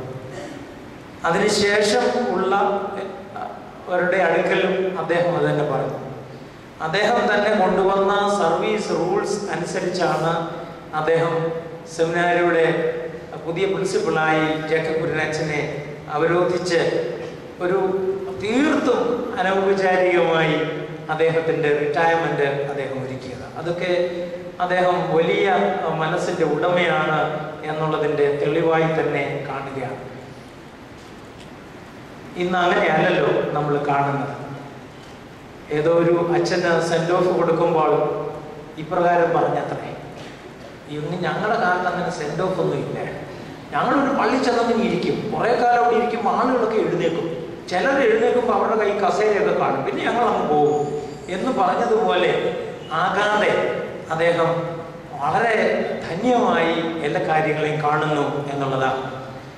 അത് വളരെ റീസെൻ്റ് ആയിട്ടുള്ളത് അല്ലെങ്കിലും മനസ്സിൽ തങ്ങി നിൽക്കുന്ന ഒരു കാര്യം ഇപ്പോൾ ഓർത്തത്, WCCയുടെ വേൾഡ് കൗൺസിൽ ഓഫ് ചർച്ചസിൻ്റെ നേതൃനിരയിൽ ഏകദേശം 10 വർഷക്കാലം പ്രോഗ്രാം കമ്മിറ്റി മോഡറേറ്ററായും അതിലേറെ കാലമായി വളരെ പ്രശസ്തമായി ഒരുപക്ഷെ 60കളിൽ തന്നെ അദ്ദേഹം പ്രശസ്തനായി ആഗോള ക്രൈസ്തവ ലോകത്ത് പ്രവർത്തിക്കുന്നതിന് അദ്ദേഹത്തിന് സാധിച്ചിട്ടുണ്ട്. അദ്ദേഹത്തിൻ്റെ പ്രഭാഷണങ്ങൾ സുകുമാർ അഴീക്കോട് ട്രസ്റ്റിൻ്റെ ആഭിമുഖ്യത്തിൽ കോട്ടയത്തും പത്തനംതിട്ടയിലും മറ്റു പല സ്ഥലങ്ങളിലും നടത്തിയിട്ടുണ്ട്. ഡോക്ടർ സുകുമാർ അഴീക്കോട് നേരിട്ട് വന്ന് ആ മീറ്റിങ്ങിൽ അദ്ദേഹത്തെ ശ്രവിക്കുന്നതായി എനിക്ക് നേരിട്ട് ഓർമ്മയുണ്ട്. DC ബുക്സിൻ്റെ ഓഡിറ്റോറിയത്തിൽ വിദ്വൽ സദസ്സിൽ അദ്ദേഹം കണ്ടിന്യൂസ് ആയിട്ട് ഒരാഴ്ചയോളം ക്ലാസ്സുകൾ എടുക്കുമ്പോൾ ഡോക്ടർ സുകുമാർ അഴീക്കോട് ആണ് ആദ്യ ദിവസത്തിൽ അദ്ദേഹത്തെ ശ്രവിക്കുന്നതിന് വേണ്ടി ഇരിക്കുന്നത്. എന്നിട്ട് ഡോക്ടർ KM ജോർജ് അച്ഛനെ പ്രശംസയൊന്നും ചൊരിയാതെ തന്നെ അഴീക്കോട് സാറ് പറഞ്ഞു, അച്ഛൻ ഒരു സഭയുടെ ആളായിട്ട് ഒതുങ്ങിക്കൂടേണ്ട ആളല്ല. അച്ഛൻ പൊതുസമൂഹത്തിൻ്റെ പൊതുസ്വത്താണ്. ഇത് ഡോക്ടർ KM ജോർജിനെ കുറിച്ച്, അച്ഛനെ കുറിച്ച് സുകുമാർ അഴീക്കോട് സാറ് പറയുമ്പോൾ നമ്മുടെ സഭയ്ക്ക് അത് അഭിമാനിക്കാനായി സാധിക്കുന്നു എന്നുള്ളത് വലിയ കാര്യമാണ്. കേരളത്തിൻ്റെ ചീഫ് സെക്രട്ടറിയായിട്ട് റിട്ടയർ ചെയ്ത ഡോക്ടർ വിജയകുമാർ തുഞ്ചത്ത് എഴുത്തച്ഛൻ്റെ പേരിൽ പുതിയ മലയാള സർവകലാശാല തുടങ്ങുമ്പോൾ അതിലെ ഒരു ഡിപ്പാർട്ട്മെന്റ് ചെയർ ചെയ്യുന്നതിന് മലങ്കര സഭയുടെ ഈ അരുമ സന്താനത്തിനെയാണ് അധ്യക്ഷനായി ക്ഷണിച്ചിരിക്കുന്നത് എന്നും അദ്ദേഹം ചുമതല നിർവഹിച്ചുകൊണ്ടിരിക്കുകയാണ്. വലിയ കാര്യമാണ് എന്ന് കരുതുന്നു. നമ്മളെ സംബന്ധിച്ചിടത്തോളം അത് KM ജോർജിനെ സംബന്ധിച്ച് ചെറിയൊരു കാര്യമാണ്. ഈ അടുത്ത സമയത്ത് ഒരു ബിഷപ്പും അദ്ദേഹത്തിനൊപ്പം ഒരു കോളേജിലെ ഇംഗ്ലീഷ് അധ്യാപകരും പറഞ്ഞത് ഇങ്ങനെയാണ്. അവരുടെ ഈ ഡിപ്പാർട്ട്മെന്റിൽ, ഇംഗ്ലീഷ് ഡിപ്പാർട്ട്മെന്റിന് UGC സ്പോൺസേഡ് ആയിട്ടൊരു സെമിനാർ നടത്തുന്നത്. ഇംഗ്ലീഷ് പോയട്രിയാണ് പ്രധാനപ്പെട്ട വിഷയം. അപ്പോൾ അതിന് ഒരു നിർദ്ദേശം വന്നു. അത് ഈ കോട്ടയത്തുള്ള ദേവലോകത്തടുത്ത് താമസിക്കുന്ന മലങ്കര സഭയിലെ ഒരു അച്ഛനെ ക്ഷണിക്കാം. അപ്പോൾ ഈ അധ്യാപകർ, ഇംഗ്ലീഷ് അധ്യാപകർ ചോദിച്ചു, അത് അച്ഛനെ ഏൽപ്പിക്കണം. കാര്യം അത് നാഷണൽ തലത്തിലുള്ള ഭാഷാ പണ്ഡിതന്മാർ, പോയട്രി നന്നായിട്ട് അറിയാവുന്നവരൊക്കെ വരുന്നതല്ലേ എന്ന് പറഞ്ഞു. എന്തായാലും സെമിനാർ ഡോക്ടർ KM ജോർജ് നേതൃത്വം കൊടുത്തു. അദ്ദേഹത്തിൻ്റെ സെഷന് ശേഷം പോകാറാകുമ്പോൾ അവിടെ ഉണ്ടായിരുന്ന ആൾക്കാരാരാണ് അവിടെ ചർച്ച ചെയ്തെന്ന് ഇതൊന്നും പറയാൻ എനിക്കൊന്നും അറിയത്തില്ല. അവർ പറഞ്ഞത് ഞാൻ കേട്ടത് മാത്രമാണ്. ഈ കഴിഞ്ഞ ആഴ്ചയിലാണ്, അന്ന് ഞാൻ അദ്ദേഹത്തെ വിളിച്ചിരുന്നു. അവർ ഈ മീറ്റിംഗ് കഴിഞ്ഞിട്ട് പറഞ്ഞു, ഫാദറിൻ്റെ തന്നെയായിട്ടൊരു ഹോൾ ഡേ സെഷൻ ഇനി വെച്ചാൽ മതിയെന്ന് UGC റെപ്രസെൻറ്റേറ്റീവ്സ് ആയിട്ട് വന്നിട്ടുള്ള ആളുകൾ പറഞ്ഞു. അത്ര അദ്ദേഹത്തിൻ്റെ വലിപ്പത്തിനും അദ്ദേഹത്തിൻ്റെ പാണ്ഡിത്യത്തിനും സരസമായും ലളിതമായും വലിയ കാര്യങ്ങളെ അവതരിപ്പിക്കുന്നതിനുള്ള അദ്ദേഹത്തിൻ്റെ കഴിവിനും ഒക്കെ നമ്മൾ വല്ലപ്പോഴുമൊക്കെ കേൾക്കുവാൻ നമുക്ക് സാധിച്ചിട്ടുണ്ട്. ഇപ്രാവശ്യം മലങ്കര സഭ മാസികയാണ് എൻ്റെ കയ്യിലിരിക്കുന്നത്. അദ്ദേഹം സെർബിയയിൽ പോയ പെന്തിക്കോസ്തി അനുഭവത്തെക്കുറിച്ച് എഴുതിയത് കുറച്ച് ദിവസമാണ് വന്നതെങ്കിലും ഇന്നലെ രാത്രിയിലാണ് ഞാൻ വായിച്ചത്. അത് സുന്ദരമായ ഒരു അനുഭവം നൽകുന്ന കാര്യമാണ്. അദ്ദേഹത്തിൻ്റെ ഇക്കഴിഞ്ഞ ആഴ്ചയിൽ പോപ്പിന് ഒപ്പമുള്ള മലങ്കര സഭ ഡെലിഗേഷൻ ബാബത്തിരുമനസിനൊപ്പമായി പോയി. അദ്ദേഹത്തിൻ്റെ സാന്നിധ്യവും അദ്ദേഹത്തിൻ്റെ ഇടപെടലും സംസാരങ്ങളും ഒക്കെ ഏറെ മാനിക്കപ്പെട്ടിരിക്കുന്നു എന്നുള്ളത് അദ്ദേഹത്തിൻ്റെ കയ്യിലിരിക്കുന്ന കത്തോലിക്ക സഭയുടെ ഔദ്യോഗിക ഇറ്റാലിയൻ പത്രത്തിൽ നിന്നും നമുക്ക് മനസ്സിലാകാമായിരിക്കും. ആ ഭാഷ എനിക്കറിയില്ല, അദ്ദേഹത്തിന് അറിയാം. എന്നാൽ അതിന് മലയാള സ്ക്രിപ്റ്റ് ലഭ്യമാണ്. അത് നെറ്റിൽ അതേക്കുറിച്ച് വന്നിട്ടുണ്ട്. തീർച്ചയായും നമ്മുടെ പൊതുസമൂഹം നെഞ്ചേറ്റി സൂക്ഷിച്ച ഈ വലിപ്പമുള്ള മനുഷ്യൻ്റെ ആദരവുണ്ടാക്കുന്ന അറിവുകളുടെ അംശങ്ങൾ നമുക്ക് ലഭിക്കുന്നതിന് സുവിശേഷ സംഘത്തിൻ്റെ ഭദ്രാസന ചുമതലക്കാർ അഭിമന്യ തിരുമനസാറിനെ പോലെയുള്ള ശിഷ്യന്മാരുടെ താല്പര്യത്തിൽ അദ്ദേഹത്തെ ക്ഷണിക്കുന്നതിൽ നമുക്ക് പ്രത്യേകമായ സന്തോഷമുണ്ട്, അഭിമാനമുണ്ട്. അദ്ദേഹത്തിൻ്റെ ഈ ദിവ്യബോധന പഠന പദ്ധതിയിൽ 30-ലധികം പുസ്തകങ്ങൾ എഴുതിയിട്ടുണ്ട്. പക്ഷെ ഏറ്റവും ക്യൂട്ടസ്റ്റ് എന്ന് പറയാവുന്ന, ക്യൂട്ടക്സ് അല്ല, ഏറ്റവും നല്ലത് എന്ന് പറയാവുന്ന ചെറിയൊരു പുസ്തകമുണ്ട്. അത് ജനതകളുടെ പ്രകാശം എന്ന ചെറിയ പുസ്തകമാണ്. അതിൻ്റെ ഓതറെ അദ്ദേഹത്തിൻ്റെ അനേകമായ പുസ്തകങ്ങളിലൂടെ, ആയിരക്കണക്കിന് സന്ദേശങ്ങളിലൂടെ മലങ്കര സഭയുടെ മക്കൾ ഇനിയും ഏറെ അറിയാനും ഏറെ മുന്നോട്ട് കൊണ്ടുപോകാനും ഉണ്ട് എന്നുള്ളത് മനസ്സിൽ വെച്ചുകൊണ്ട് ഈ ഇടവകയുടെ വികാരി ബഹുമാനപ്പെട്ട കെ വർഗീസ് എന്ന അച്ഛൻ്റെ ശിഷ്യനു വേണ്ടി ഞാൻ അദ്ദേഹത്തെ പ്രത്യേകമായും ഈ യോഗത്തിന് മുമ്പാകെ ഈ വാക്കുകളിലൂടെ അവതരിപ്പിക്കുന്നു. പ്രത്യേകമായ സന്തോഷത്തിൽ ഞാൻ സ്വാഗതം അരുളിക്കൊള്ളുന്നു. Doctor K M George. ഏറ്റവും സ്നേഹമുള്ള സഹോദര വൈദികരെ, ഇന്ന് ഈ സമ്മേളനത്തിന് വേണ്ടി ഇവിടെ എത്തിയിരിക്കുന്ന സ്നേഹമുള്ള സഹോദരന്മാരെ, കുഞ്ഞുങ്ങളെ, നമ്മുടെ സമയം വളരെയധികം സ്വാഗത പ്രസംഗത്തിന് വേണ്ടി എടുത്തു. അത് തിരുമേനിക്ക് ദീപാവലിയിൽ എത്തേണ്ടതാണ്. തിരുമേനിയെ താമസിപ്പിക്കുന്നില്ല. തിരുമേനിയുടെ സമയം നമുക്ക് വളരെ വിലപ്പെട്ടതാണ്. ദീർഘമായിട്ട് സംസാരിക്കാനായിട്ടല്ല ഞാൻ ഉദ്ദേശിക്കുന്നത്.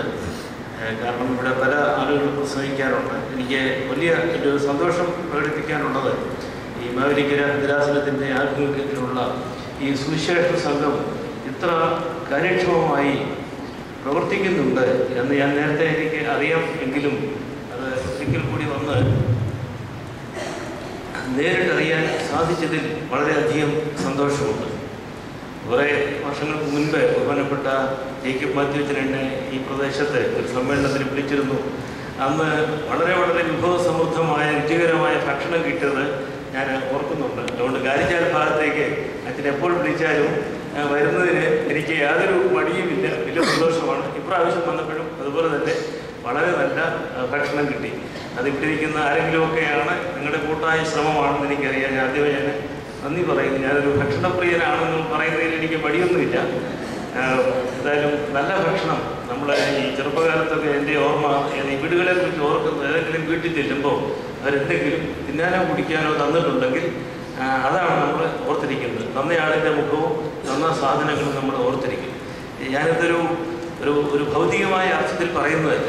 ഈ ഹോസ്പിറ്റാലിറ്റി, അതിഥി സൽക്കാരം, ദൂരെയുള്ള ആളുകൾ നമ്മുടെ അടുത്ത് വരുമ്പോൾ അവരെ നമ്മൾ സ്വീകരിക്കുന്ന രീതി, അതൊക്കെ ക്രിസ്തീയമായ നന്മകളുടെ കൂട്ടത്തിൽപ്പെട്ടതാണ്. അതിഥി സൽക്കാരം ആചരിക്കുക എന്ന വേദപുസ്തകത്തിൽ നമ്മൾ വായിക്കുന്നുണ്ട്. എന്ന് പറഞ്ഞതുപോലെ അതൊരു നമ്മുടെ മനസ്സിൻ്റെ, നമ്മുടെ പ്രദേശത്തിൻ്റെ ഒരു സ്വീകരണമാണ് നമ്മൾ ആളുകൾക്ക് കൊടുക്കുന്നത്. അത് ഇന്ന വ്യക്തിയെന്നില്ല. നമ്മൾ കണ്ടുമുട്ടുന്ന, നമ്മളെ ഇടപെടുന്ന ആളുകൾക്കൊക്കെ ദൈവത്തിൻ്റെ സ്നേഹത്തിൻ്റെ സന്ദേശം നൽകുന്നു. സുവിശേഷ സംഘത്തിൻ്റെ പ്രധാനപ്പെട്ട ദൗത്യം അതാണ്. അതുകൊണ്ടാണ് ഞാൻ അവിടെ തുടങ്ങിയത്. കാരണം നമ്മുടെ അടുത്ത് വരുന്നവർ സന്തുഷ്ടരായിട്ട് തിരികെ പോകുന്നു. ദുഃഖഭാരത്തോടുകൂടി വരുന്ന ആളുകൾക്ക് മുഖത്ത് പ്രസന്നതയോടുകൂടി ലാഘവമായ ഹൃദയത്തോടുകൂടി അവർ തിരിച്ചു പോകുന്നു എന്നുള്ളത് വളരെ പ്രധാനപ്പെട്ട സംഗതിയാണ്. ഈ ലോകത്തിൽ ദുഃഖമാണ് വളരെ കൂടുതലുള്ളത്. നമ്മളെവിടെ പോയാലും കുറേ സന്തോഷം നമുക്ക് കാണാം. പക്ഷേ നിശബ്ദമായിട്ട്, അദൃശ്യമായിട്ട് ദുഃഖിക്കുന്ന ഒരു വലിയ ജനവിഭാഗമാണ് ലോകത്തിലുള്ളത്. അത് നമ്മൾ പലപ്പോഴും വിചാരിക്കും സമ്പന്നമായ രാജ്യങ്ങളിലൊക്കെ ഇത് ഇങ്ങനെയൊന്നുമല്ല, എല്ലാവരും സന്തുഷ്ടരാണ്. അങ്ങനെയല്ല. സമ്പന്നമായ രാജ്യങ്ങളിലും വളരെ ദുഃഖിക്കുന്ന ആളുകൾ ധാരാളമുണ്ട്.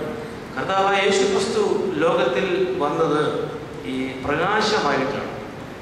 നമ്മുടെ എല്ലാ പ്രാർത്ഥനയിലും കർത്താവായ യേശുക്രിസ്തുവിനെ ഉദയസൂര്യനായിട്ട്, പ്രകാശമായിട്ട് ചിത്രീകരിക്കുന്നുണ്ട്. പ്രകാശം എന്ന് പറയുന്നത് ജീവൻ്റെ അടിസ്ഥാനമാണ്. പ്രകാശം ഇവിടെ ഇല്ലെങ്കിൽ ഇവിടെ ജീവൻ ഉണ്ടാവുകയില്ല. നമുക്ക് സൂര്യൻ നിരന്തരമായിട്ട് നമുക്ക് ലഭിക്കുന്നത് കൊണ്ട് നമ്മളതിൻ്റെ മൂല്യം അറിയുന്നില്ല. പലപ്പോഴും ചൂട് കൂടുതലാണ് എന്ന് പറഞ്ഞ് നമ്മൾ കുറ്റപ്പെടുത്താറുണ്ട്. പക്ഷേ സൂര്യൻ 24 മണിക്കൂർ ഇല്ലാതായാൽ ഇവിടെ ഈ കാണുന്ന പച്ച നിറത്തിലുള്ള എല്ലാ ചെടികളും മരങ്ങളും വാടിത്തുടങ്ങും.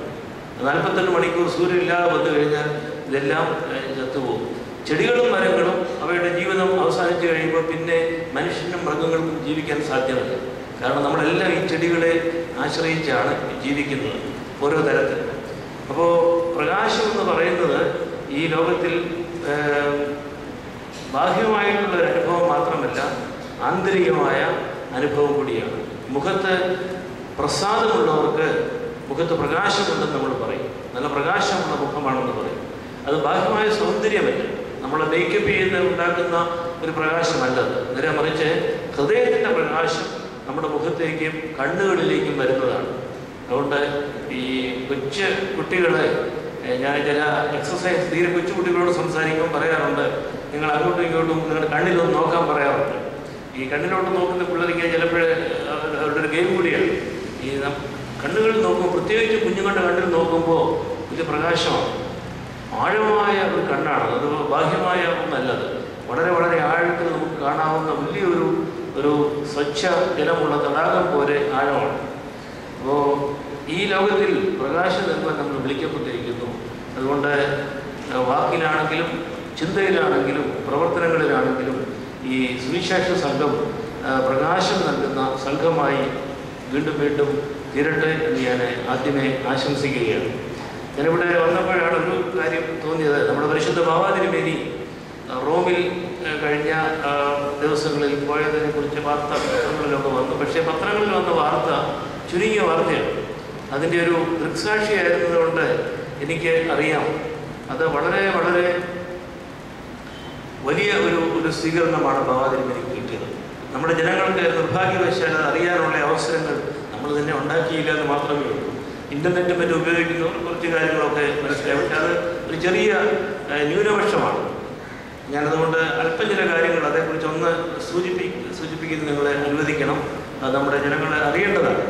പരിശുദ്ധ ബാവാതിരുമേനി മാർപ്പാപ്പായ, ഇപ്പോഴത്തെ പുതിയ മാർപ്പാപ്പായെ കണ്ടു എന്നുള്ളത് ഒരു വിധത്തിൽ പറഞ്ഞാൽ അതൊരു അപൂർവ സംഗതിയല്ല. നമ്മുടെ സഭയുടെ പഴയ പാരമ്പര്യം അനുസരിച്ച്, സഭകൾ ഭിന്നിക്കുന്നതിന് മുൻപുള്ള പാരമ്പര്യം അനുസരിച്ച് ഏതെങ്കിലും ഒരു സഭയുടെ തലവനായി ഒരാൾ ആരോഹണം ചെയ്യുമ്പോൾ മറ്റ് സഭാധ്യക്ഷന്മാർ അദ്ദേഹത്തെ നേരിട്ട് സന്ദർശിക്കുകയോ അല്ലെങ്കിൽ കത്തുകൾ മൂലം ആശംസകൾ അറിയിക്കുകയോ ചെയ്യുക എന്നുള്ളത് പുരാതന പാരമ്പര്യമാണ്. സഭകളെല്ലാം തദ്ദേശീയ സഭകളാണ്. റോമിലെ സഭ, മലങ്കരയിലെ സഭ, സിറിയയിലെ സഭ, ഈജിപ്തിലെ സഭ, ഇങ്ങനെ തദ്ദേശീയ സഭകളാണ്. എല്ലാ സഭകളും തമ്മിൽ വിശ്വാസത്തിൽ വിശുദ്ധ കുർബാനയിലും ഐക്യമുണ്ട്.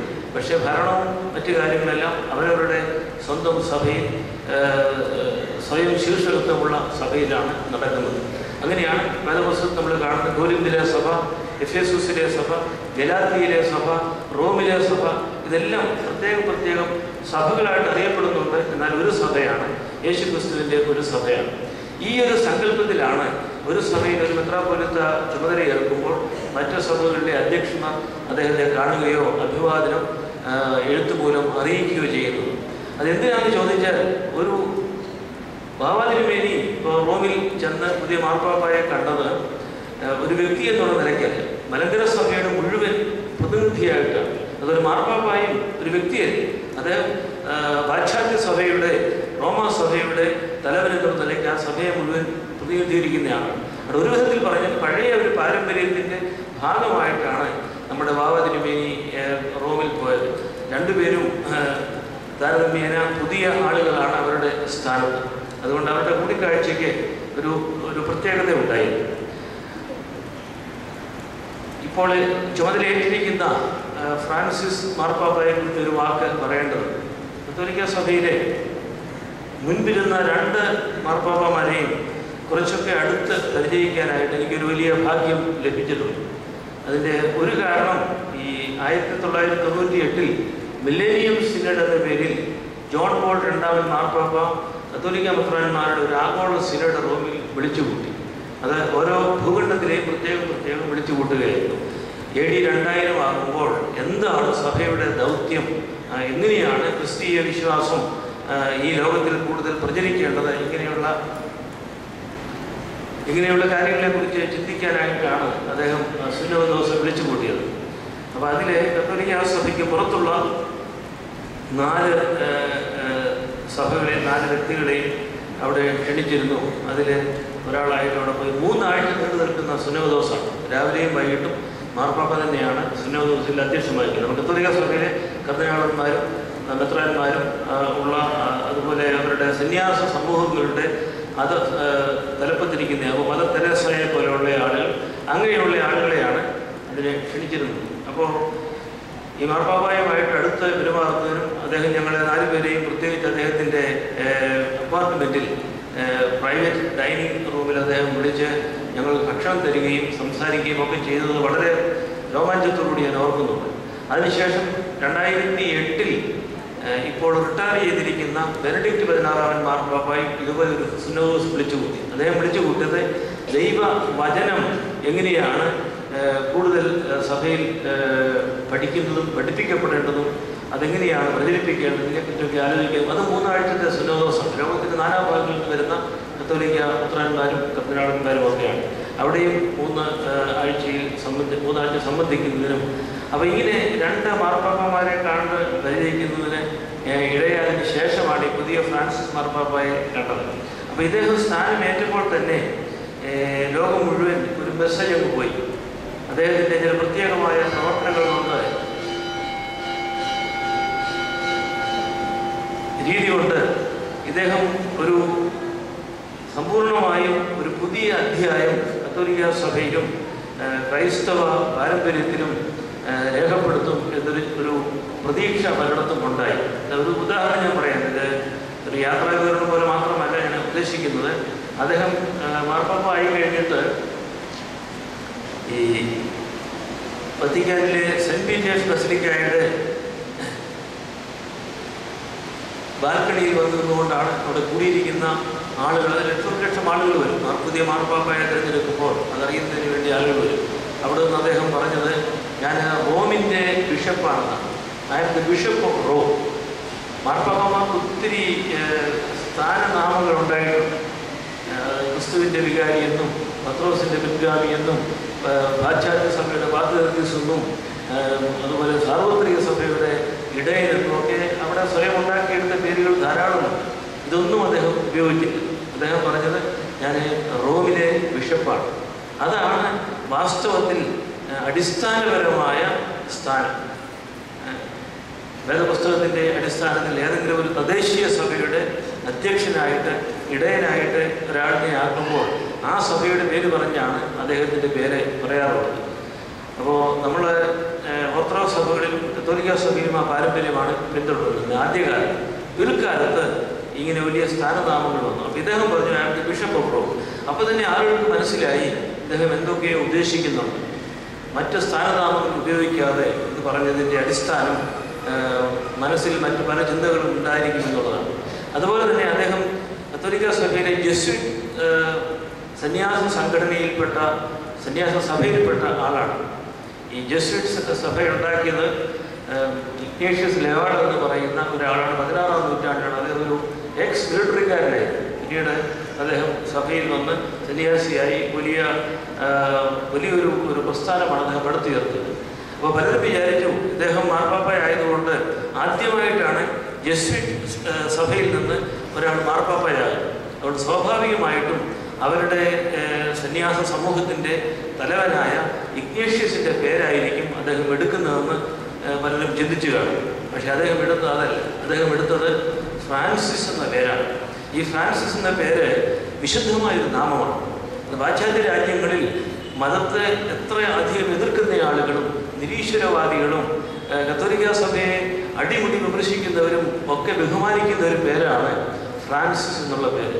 നിങ്ങൾക്ക് പലർക്കും അറിയാം അതാരുടെ പേരാണ്. അസീസിയിലെ ഫ്രാൻസിസിൻ്റെ പേരാണ്. സമ്പന്നമായൊരു കുടുംബത്തിൽ ജനിച്ച് അദ്ദേഹം യേശുക്രിസ്തുവിൻ്റെ വിളി അനുസരിച്ച് ആ സമ്പത്തെല്ലാം ഉപേക്ഷിച്ചിട്ട് വലിയ തണുപ്പുള്ള ആ പാശ്ചാത്യ രാജ്യങ്ങളിൽ ചെരുപ്പ് പോലും ഇടാതെ ഈ കീറത്തുണിയും ചാക്ക് കൊണ്ടുള്ള തുണിയൊക്കെ ധരിച്ച് അദ്ദേഹം ഈ പക്ഷികളോടും മൃഗങ്ങളോടും സംവദിച്ചുകൊണ്ട് ഇങ്ങനെ ശിഷ്യന്മാരുമായിട്ട് സഞ്ചരിച്ച ഒരാളാണ്. ഈ ദാരിദ്ര്യവ്രതം അതിൻ്റെ എല്ലാ അർത്ഥത്തിലും അദ്ദേഹം സ്വീകരിച്ചു. അങ്ങനെ ഫ്രാൻസിസ് എന്ന് പറഞ്ഞാൽ എല്ലാവർക്കും ആരാധ്യമായ ഒരു പേരാണ്. ആ പേരാണ് ഈ പുതിയ പുതിയ മാർപ്പാപ്പ എടുത്തത്. എന്ന് പറഞ്ഞാൽ ലളിത ജീവിതത്തിൻ്റെ ഒരു സൂചനയാണ് പെട്ടെന്ന് നമുക്ക് കിട്ടുന്നത്. പരിശുദ്ധ ബാബ തിരുമേനി സെപ്റ്റംബർ 4-ാം തീയതിയാണ് അവിടെ എത്തിയത്. നമ്മുടെ ഡെലിഗേഷനും കൂടെ ഉണ്ടായിരുന്നു. എത്തിയ ഉച്ച കഴിഞ്ഞ് സെൻറ്റ് പീറ്റേഴ്സ് ബസിലിക്ക, വളരെ പ്രസിദ്ധമായ ബസിലിക്കയാണ്. മൈക്കൽ ആഞ്ചലോയും പറ്റിയൊക്കെ പണിതാണ്. അതിൻ്റെ ഡോമും അതിൻ്റെ അകത്തെ പല പ്രതിമകളും ചിത്രങ്ങളുമൊക്കെ Michelangelo, Leonardo da Vinci, Raphael തുടങ്ങിയ ആളുകളുടെ ലോകപ്രശസ്തരായ കലാകാരന്മാരുടെ. അപ്പോൾ ഇത് കാണിക്കാനായിട്ട് അവരുടെ കർദിനാളും ഒരു ബിഷപ്പും കൂടി പരിശുദ്ധ ബാബ തിരുമേനിയെയും നമ്മുടെ സംഘത്തെയും അവിടെ എല്ലാം കൊണ്ടുവന്ന് കാണിച്ചു. അന്ന് പിറ്റേ ദിവസമാണ് മാർപ്പാപ്പായുമായിട്ടുള്ള സംഭാഷണവും സമ്മേളനവും വെച്ചിരുന്നത്. സാധാരണഗതിയിൽ പഴയ രീതി അനുസരിച്ച് കൂടി വന്നാൽ ഒരു അരമണിക്കൂർ സമയം കൊണ്ട് ഇതൊക്കെ തീരേണ്ടതാണ്. എത്ര വലിയ ആളുകളാണെങ്കിലും മാർപ്പാപ്പമാരുടെ പ്രോട്ടോകോൾ അനുസരിച്ച് അങ്ങനെയാണ് അത് ചെയ്യുന്നത്. പക്ഷേ പിറ്റേ ദിവസം രാവിലെ മാർപ്പാപ്പ ബാബ തിരുമേനി അനൗദ്യോഗികമായിട്ട് തന്നെ കണ്ടു. അതിൻ്റെ കാരണം മാർപ്പാപ്പ ഇപ്പോൾ താമസിക്കുന്ന അദ്ദേഹത്തിൻ്റെ ഈ പേപ്പൽ പാലസിലല്ല. അദ്ദേഹം താമസിക്കുന്നത് ഒരു ഗസ്റ്റ് ഹൗസിലാണ്. ബദലിയിലെ വിശുദ്ധ മാർത്തയുടെ പേരിലുള്ള ഒരു ഗസ്റ്റ് ഹൗസ് സെൻറ്റ് പീറ്റേഴ്സ് ബസിലിക്കയോട് ചേർന്നുള്ള ഒരു വലിയ കെട്ടിടമാണ്. അവിടെ വത്തിക്കാനിലെ ഉന്നത ഉദ്യോഗസ്ഥന്മാർ അതുപോലെ അതിഥികളൊക്കെ താമസിക്കുന്ന ഒരു മന്ദിരമാണ്. മാർപ്പാപ്പ ഇതുവരെയും അദ്ദേഹത്തിന് വേണ്ടി തയ്യാറാക്കിയിരിക്കുന്ന അദ്ദേഹത്തിൻ്റെ സ്വന്തം ഔദ്യോഗിക ഭവനത്തിലേക്ക് പോയില്ല. എനിക്ക് തോന്നുന്നത് ഇനി പോവുകയുമില്ല. ഇവിടെ അദ്ദേഹം താമസിക്കുന്നതിൻ്റെ കാരണം എല്ലാവരോടും ഒപ്പം അദ്ദേഹം കഴിയാൻ ആഗ്രഹിക്കുന്നു. അപ്പോൾ ഇവിടെ ഒരു വലിയ ചാപ്പലുണ്ട്. ആ ചാപ്പലിലാണ് അദ്ദേഹം കുർബാന ചെല്ലുന്നത്. അപ്പോൾ അന്ന് രാവിലെ ഞങ്ങളവിടെ നിൽക്കുന്നു. കുർബാന കഴിഞ്ഞിട്ട് അദ്ദേഹം കാപ്പി കുടിക്കാനായിട്ട് എല്ലാവരും ഇരിക്കുന്ന പൊതു ഡൈനിങ് ഹാളിലേക്കാണ് വരുന്നത്.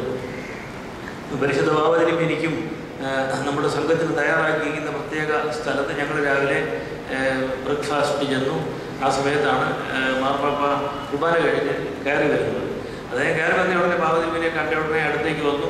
വർത്തമാനം പറഞ്ഞു നമുക്ക് ഇന്ന് ഉച്ചയ്ക്ക് മുൻപായിട്ടാണ് പരസ്പര സമ്മേളനം വെച്ചിരിക്കുന്നത്, അപ്പോൾ കാണാമെന്ന് പറഞ്ഞു.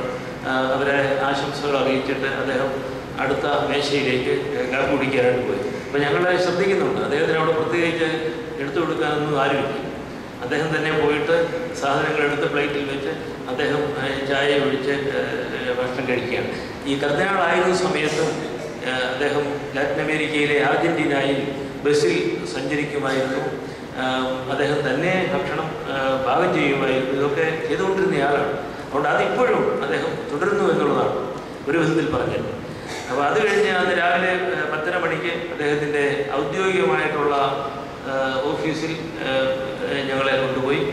അവിടെ മാർപ്പാപ്പായും പരിശുദ്ധ ബാബ തിരുമേനിയും തമ്മിൽ അല്പസമയം സ്വകാര്യ സംഭാഷണം, പ്രൈവറ്റ് കോൺവെർസേഷന് വേണ്ടി അതൊരു പ്രോട്ടോക്കോളിൻ്റെ ഭാഗമാണ്, അങ്ങനെ വെച്ചിരുന്നു.